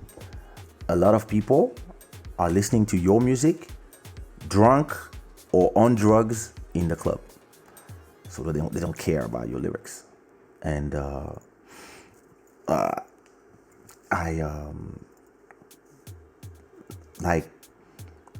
remember me and Raymac, G-Spot, we were in the studio and we worked on an album together. And there was some of these songs where we took extra care to put the right amount of more harmonies, make it super R&B, make it a kizomba but sounds like still R&B, that all the people who are like yelling that I cannot sing and whatever, we would take care of the singing, like reduce the auto tune, make it like sound like so natural and etc, so that we could prove to the critics that yeah, I can really make that good song, etc. And then I also do some easy songs that I wrote the lyrics in 15 minutes and the beat was like lazy beats, whatever, same drum kit, whatever. And the lazy song made millions of views, and the good song that would take extra care of the lyrics, oh, Kaysha, no, I was like, yo, right, that Raymac was telling me, nah, you has to rhyme, and da. And our baby, the beautiful song that we took the time to craft, nobody cared about that song. So, you know, once your album is released and you feel that you took the extra care for the public, and the public shows you that they don't care about the extra care, they just want the hit. They just want the, oh, we got something going on, Mr. DJ. You're like, fuck you guys.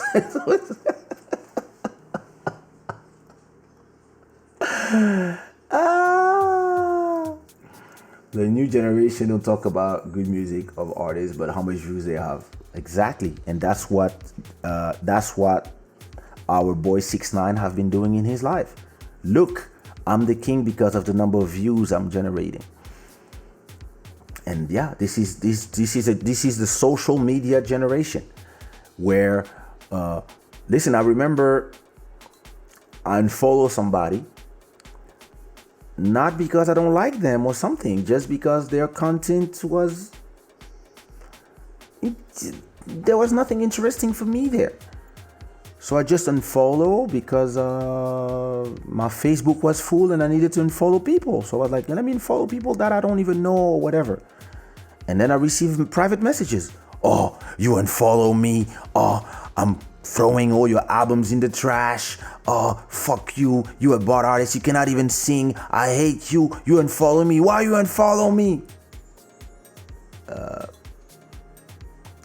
I don't even know you in real life. Like, it's just like, And people are more obsessed about likes and comments and validation from strangers than their own friends and family. And it makes no sense. Like, but this is what social media is doing to the world. A lot of people go to their doctor and they say, please, I want to look like the Snapchat filter. Change my nose and change my face so I look like me on the Snapchat filter in real life. There's a real disease that is going on. And yeah, this is, yeah.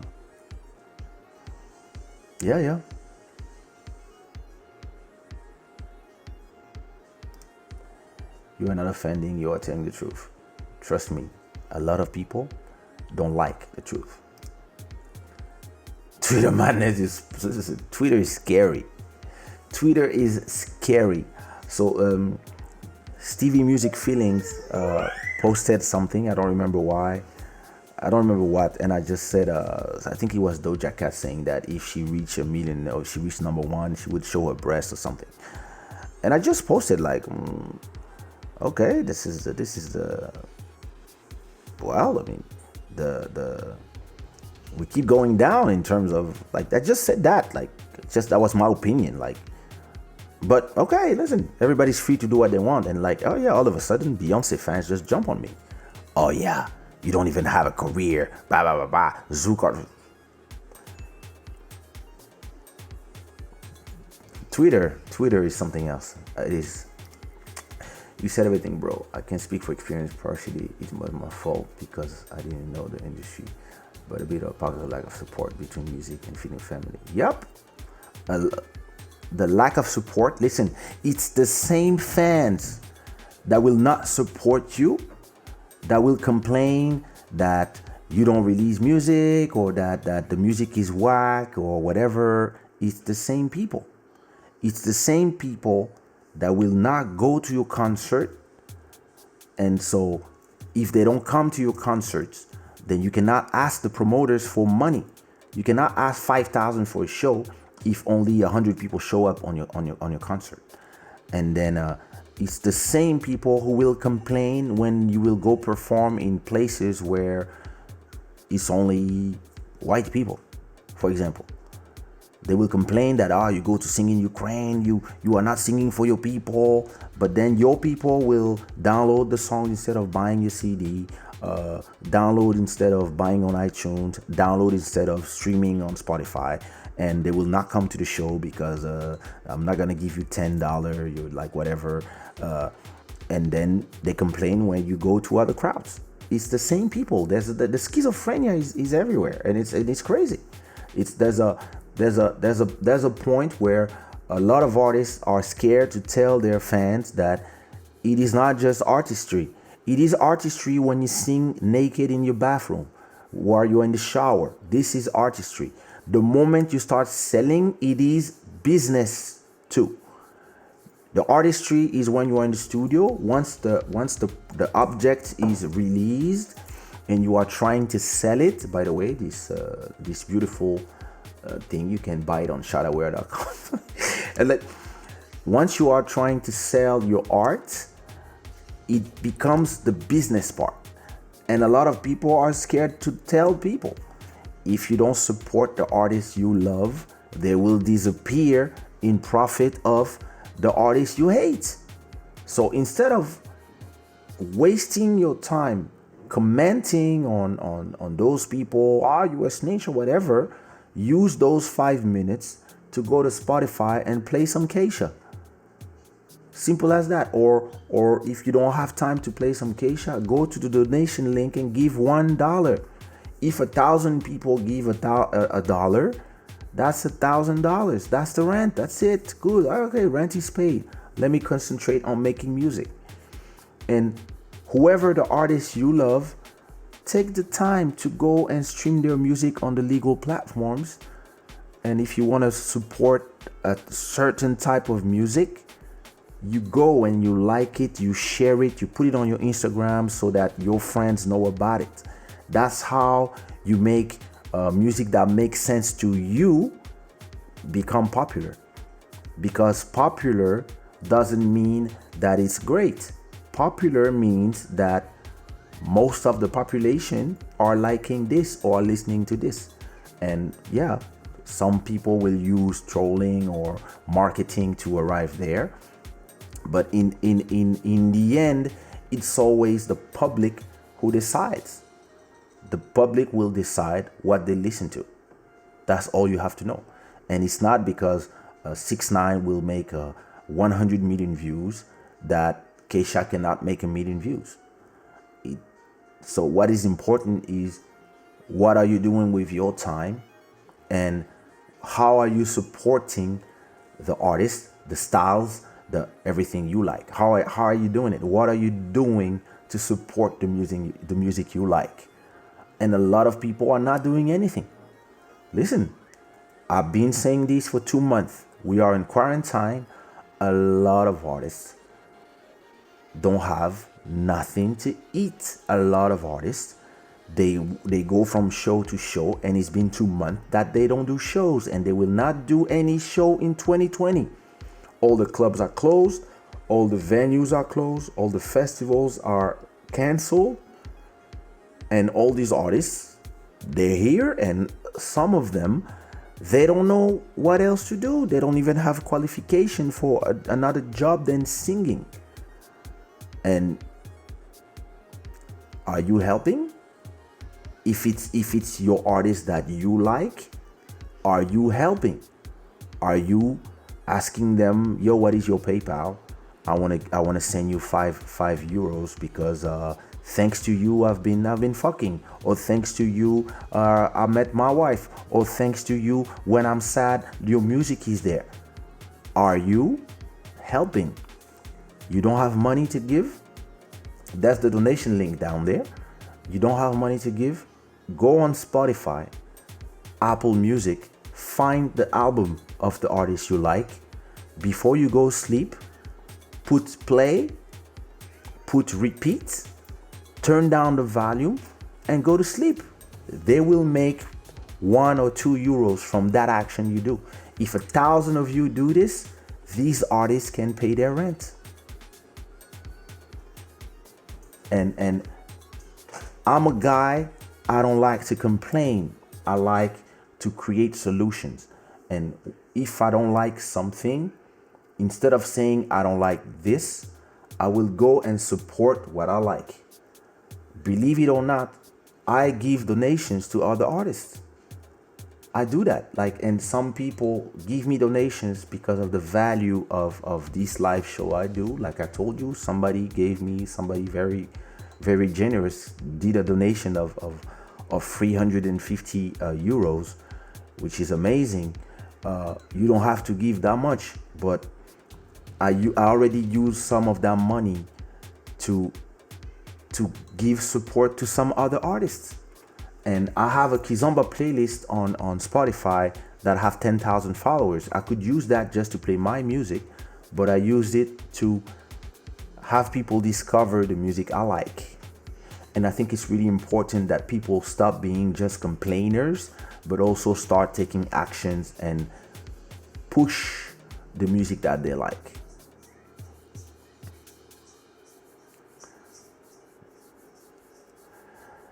Twitter is madness, especially black Twitter. People go extreme. Listen, black Twitter, black feminism Twitter. You don't want to have these guys against you. Gay Twitter. The thing is this. It's a thing about discovering you have power and understanding the responsibility that comes with that power. And a lot of people, they get drunk on their own power, and they start becoming the bullies that they were complaining about. A lot of these people, they drag you. They want you to say sorry every day for whatever you said 10 years ago when you were making a joke. me, I'm the type of guy, if people start going against me, I become a kamikaze, and I will go against you every day. I will come to you every day. If you're 100 people, I will come to the 100 of you every day until you're tired of me. That's the type of guy I am. But a lot of people, they can go on depression because of that shit. And there's a lot of people who don't understand the reality of how the tweets and all these messages can be hurting emotionally, and some people really feel it physically. A lot of artists are sensitive. This is what part of make us artists, is the sensitivity and the possibility to transform emotions into beautiful music. And a lot of people just come to you for whatever you say, and sometimes you're like, yo, what did I say? Or like, and in these days and age, you cannot even joke anymore, because some people wake up someday and they're like, oh, I need to be angry at something, something, and boom. That's not true. He's a great artist. I mean, some people like, some people don't like. I have some songs that I really like. But I believe there's a time for everything, and artists shouldn't focus on the success of others. Instead, completely true. The thing is this: it's not just artists, it's life. If you have your house, do you care about your food being served, your grass being clean and green, and your children being fed, and your wife being happy? Or do you care about the neighbor's house and the neighbor's grass? And a lot of people, sadly, they care about what's happening outside. And the problem that they don't understand is that a lot of times what you see outside is not the truth. I know a lot of artists that pretend to be rich on Instagram and they hit rocks. I know a ton of them, because this is the society of la société du paraître, like we say in French, of people prefer to show how they are, rather than showing who they are for real. They want to show an image, and it's a lot of people want to pretend they're rich, they're happy, they travel, they do this, but a lot of people are actually miserable, and and a lot of artists have this problem that they like we were saying about doing shows on Instagram instead of doing them here on YouTube, where you can actually make money from your shows. A lot of people will prefer the numbers, the views. Like, listen, I prefer having 30 people watching at the same time, and sometimes up to 50, and at the end of this thing, knowing that I have 300 people, but I know that by tomorrow a lot of people watch the replay is monetized, and I reach 1,000 people easy. And in the end, if you do 10 shows with 1,000 people, that's 10,000 people, and etc. And maybe in a year, all these shows will have a lot of views from the people who will discover now and will be like, oh, let me watch the other episodes. And that's how you build something. And some people will just prefer the show. Ils écoutent par rapport aux vues et non la musique. Et ils dictent la musique. C'est qui était le cas pour les radios. Exactement. Big up Jean-Luc.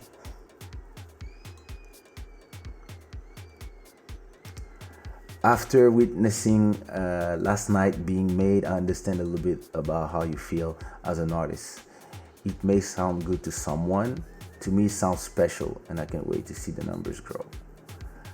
Listen, we almost at 10K, so it's amazing.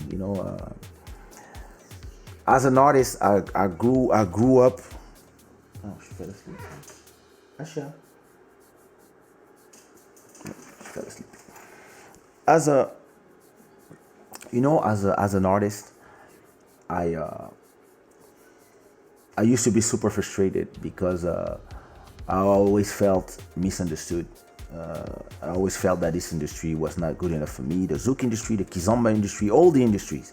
I always felt like an outsider because I'm never of the nationality, always number one, and always in the end at the same time admired, and at the same time criticized, and at the same time criticized for shit instead of and because I understand people. But with time, I learned to create my own movements, and I learned to really only focus on me and the listeners, and not care at all about whatever somebody else is doing. A lot of my friends are doing millions of views on their YouTube channels, and sometimes people don't realize, but if you make a millions of views in Angola, for example, where views are not monetized, you make $0. And if you make the same millions of views in Portugal, you get 500. You get the same millions of views on in the US, you get $3,000. And a lot of people will be like, yo, I got 20 millions of views, haha. But how many monetized views do you have? Oh, just 100,000. Ha. Well, listen, I got 1 million of views here, and they're all monetized.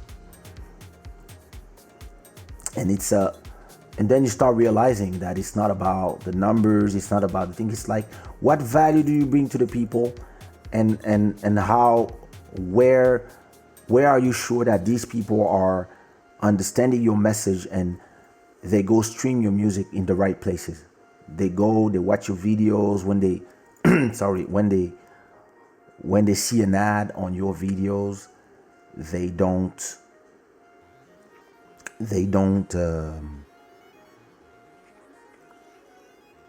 pass it. They don't skip the ad. They let the ad play because they know they are supporting you. And then they decide, yo, you know what? I'm gonna listen to his music on Spotify now, or I'm gonna buy it. Like, when I release an album, I got some of my fans. They don't need to because they can stream it, but they will still go on iTunes. They buy an iTunes cards, and they buy my album. They take the time to give me $10 for the hard work, and to thank me for all the years that my music have been going with them, and that have been tied with their memories. And that's the beautiful thing, is like, and if I spent my time like a lot of my peers, thinking about the numbers of other people, and oh my God, this guy is selling his show for that amount, and yeah, you go crazy, because then you always compare yourself to other people, and you feel that you are losing where they are winning. But if you focus on building your own thing with your own people, you give yourself goals. My goal is to make 100 euros per month. How do I get there? And you focus on that instead of, oh, he makes 500 per month, or he makes 1,000 or 10,000 per month. Yeah, good for him. Whether he makes it or he doesn't make it, it's not gonna change your life. It's not gonna come and pay your rent. So focus on your thing, your business, your fans, building your community. Once you arrive to the 100, you think about how you arrived there, and now you multiply that by 2 by doing what you did another time. And then you continue like that until you reach 1,000. And again, like I said in another life, once you understand that it's more about the process than the results, you start focusing on the process, and you don't care about the results. I'm doing a song every week. A lot of artists come to me all the time to criticize the choice. Oh, you are wasting good music, etc., etc. And I'm like, guys, my goal is not to sell shows like you guys.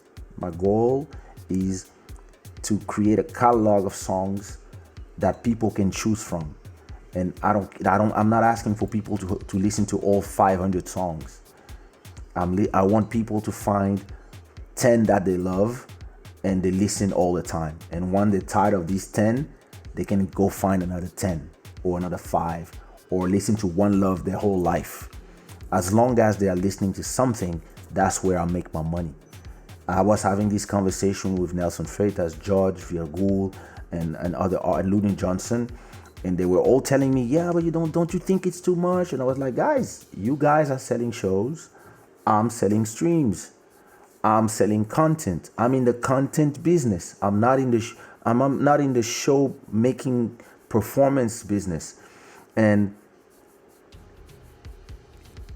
I rather make content for YouTube, Spotify, Apple Music, and maybe one day Netflix when I find the right people, or Amazon and whatever, than go and sing, because I probably did more than 2,000 shows in my life, and it's not that I don't like it. It's just that that dream is fulfilled. When I was 15, my dream was to sing one time in New York. I sing 10 times in New York. I sing 10 times in Miami. I sing 10 times in Kinshasa. I sing 10 times in 100 or 200 times in Lisbon. Maybe 1,000 times in France. I don't know. Like I've been singing all around the world since I've been 22, 23. I'm 46.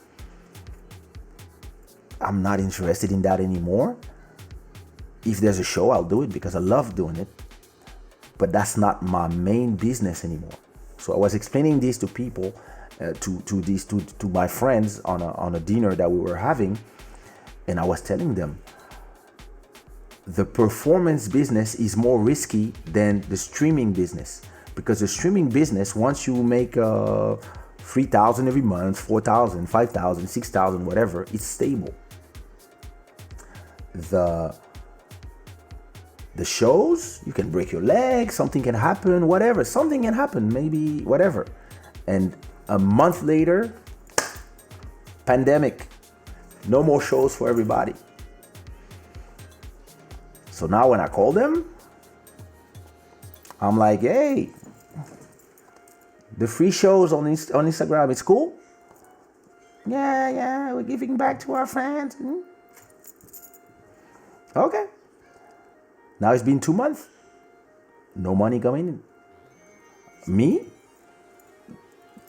the streams, the YouTube, it's going. See what I mean? And it's not a question of it doesn't mean that performing is not great. I don't know if there's something I love more than performing after beat making, but I realized in 2007 that this is not stable business. This is not a stable business. You have to find a stable business so that when you want to do shows, you can do them for the fun of it. Listen, me, when I want to do a show, I book my own show. I prefer renting a club with the money of my streams, and or renting somebody who makes party and tell them, okay, I will invest and we do 50-50. You create those party or you create that tour for me, and so I can go and perform because I feel like performing. And you are more free when you are on that position than the position where I was 10 years ago, where, oh my God, if I have a show canceled, all of a sudden I have a problem in my budget. It's not the same thing that having something that comes in regularly. So yeah, it is what it is. DJ Jabig, avec plaisir, my bro. Everybody go follow this gentleman's channel. He's an amazing DJ and he has some amazing mixes. Jabig. Mr. Pina, mais direto aqui. Quando vais fazer beat and live? Abraço. Por acaso, se calhar próximo.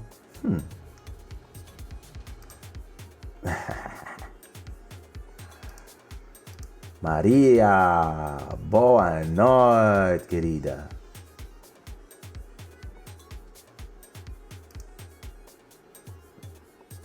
Thank you.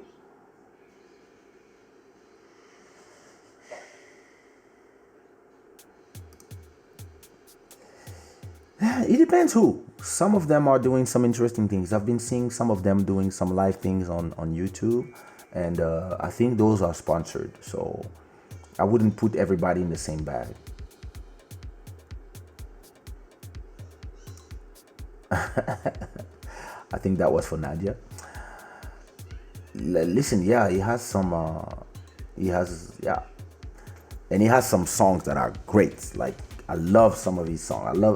I'm really more fan of the singing Drake than the rapping Drake, but I also have some rap songs that I love. But like some of like Jaded and some of these songs, yeah, he has a good. I think he's a faced artist, and I like that. I like the fact that he has a. It's not just always the same stuff, which is what I would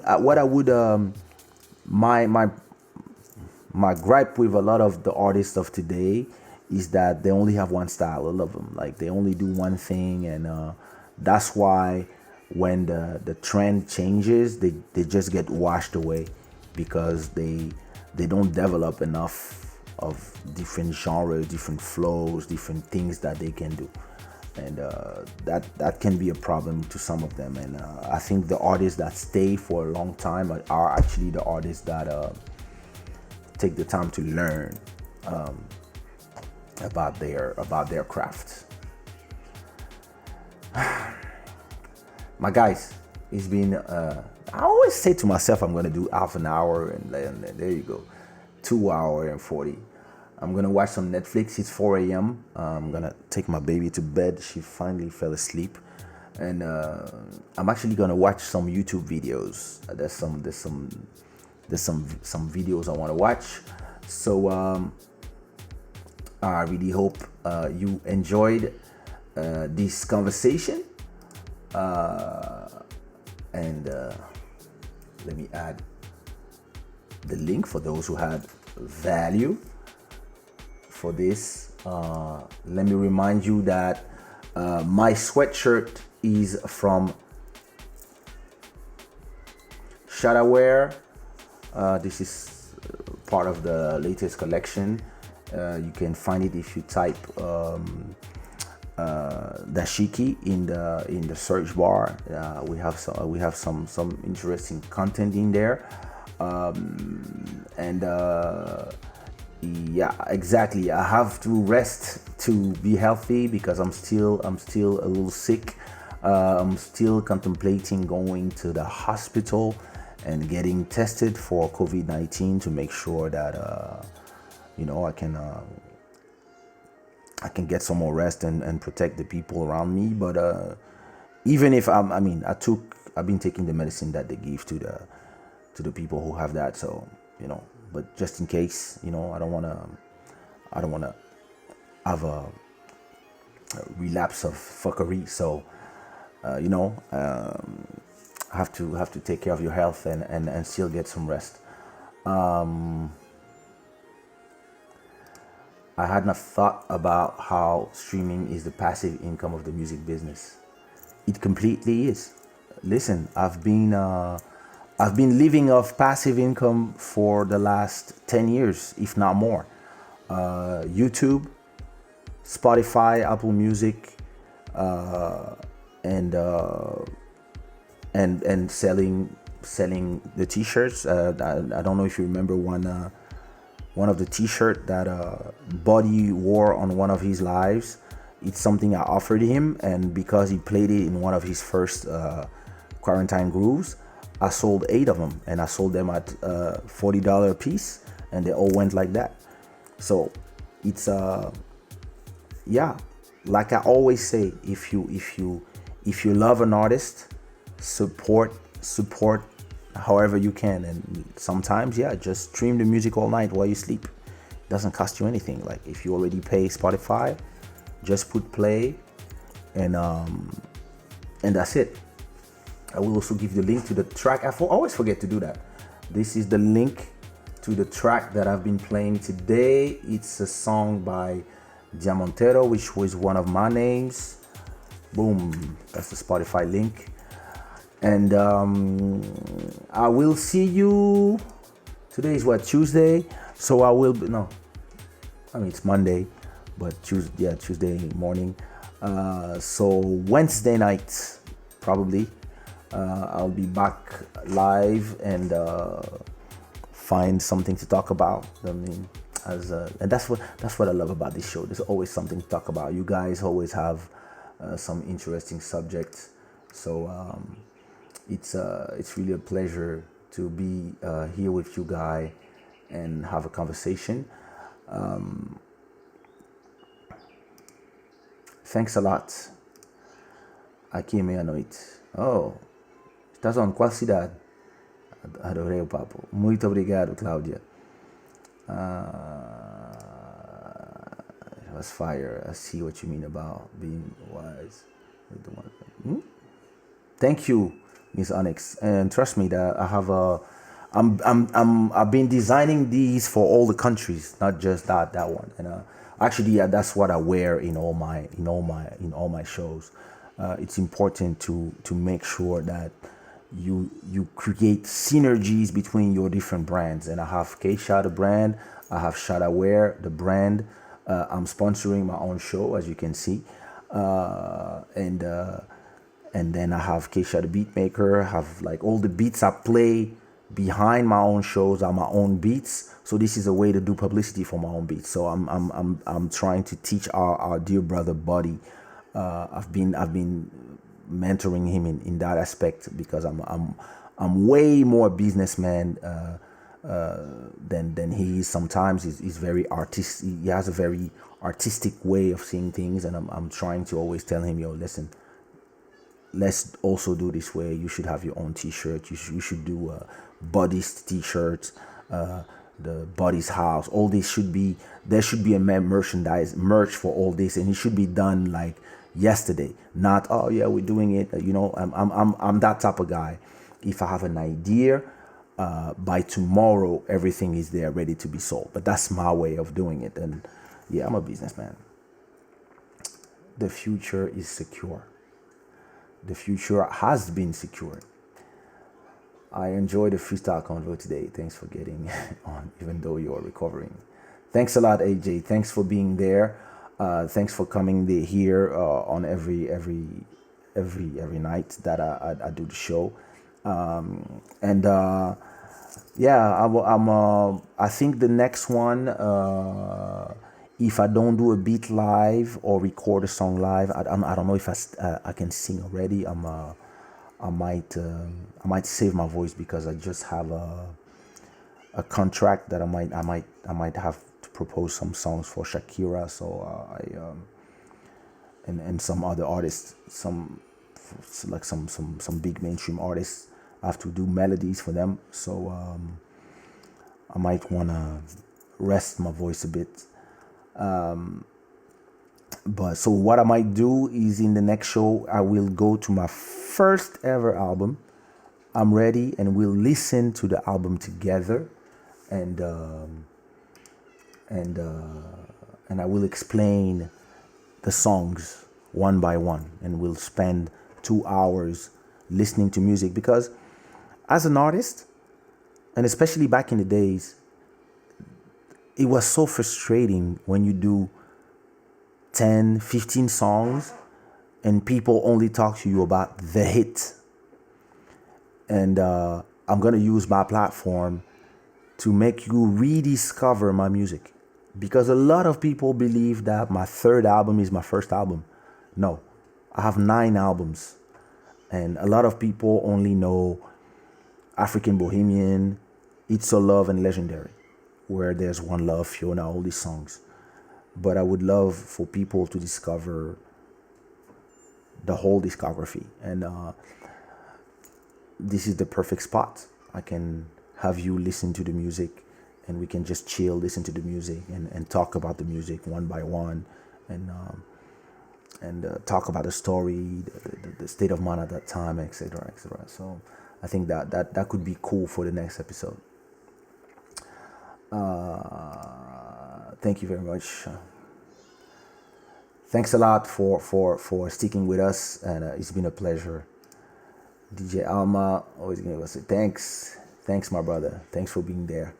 So I'm gonna leave you with the song that we all did together here, called Last Night. And if you haven't already, please go and stream it in the platforms, or buy it, or listen to it on the YouTube channel. But make sure you leave a comment. And again, I wanna express my gratitude to Tatiana and Eliana who who helped me write this song here live. And I can't wait for us to do another live recording session when I feel better.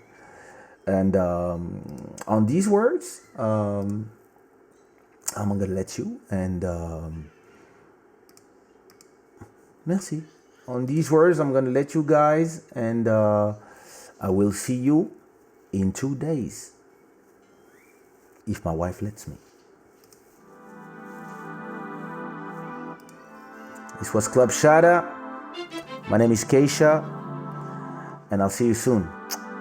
Bless up.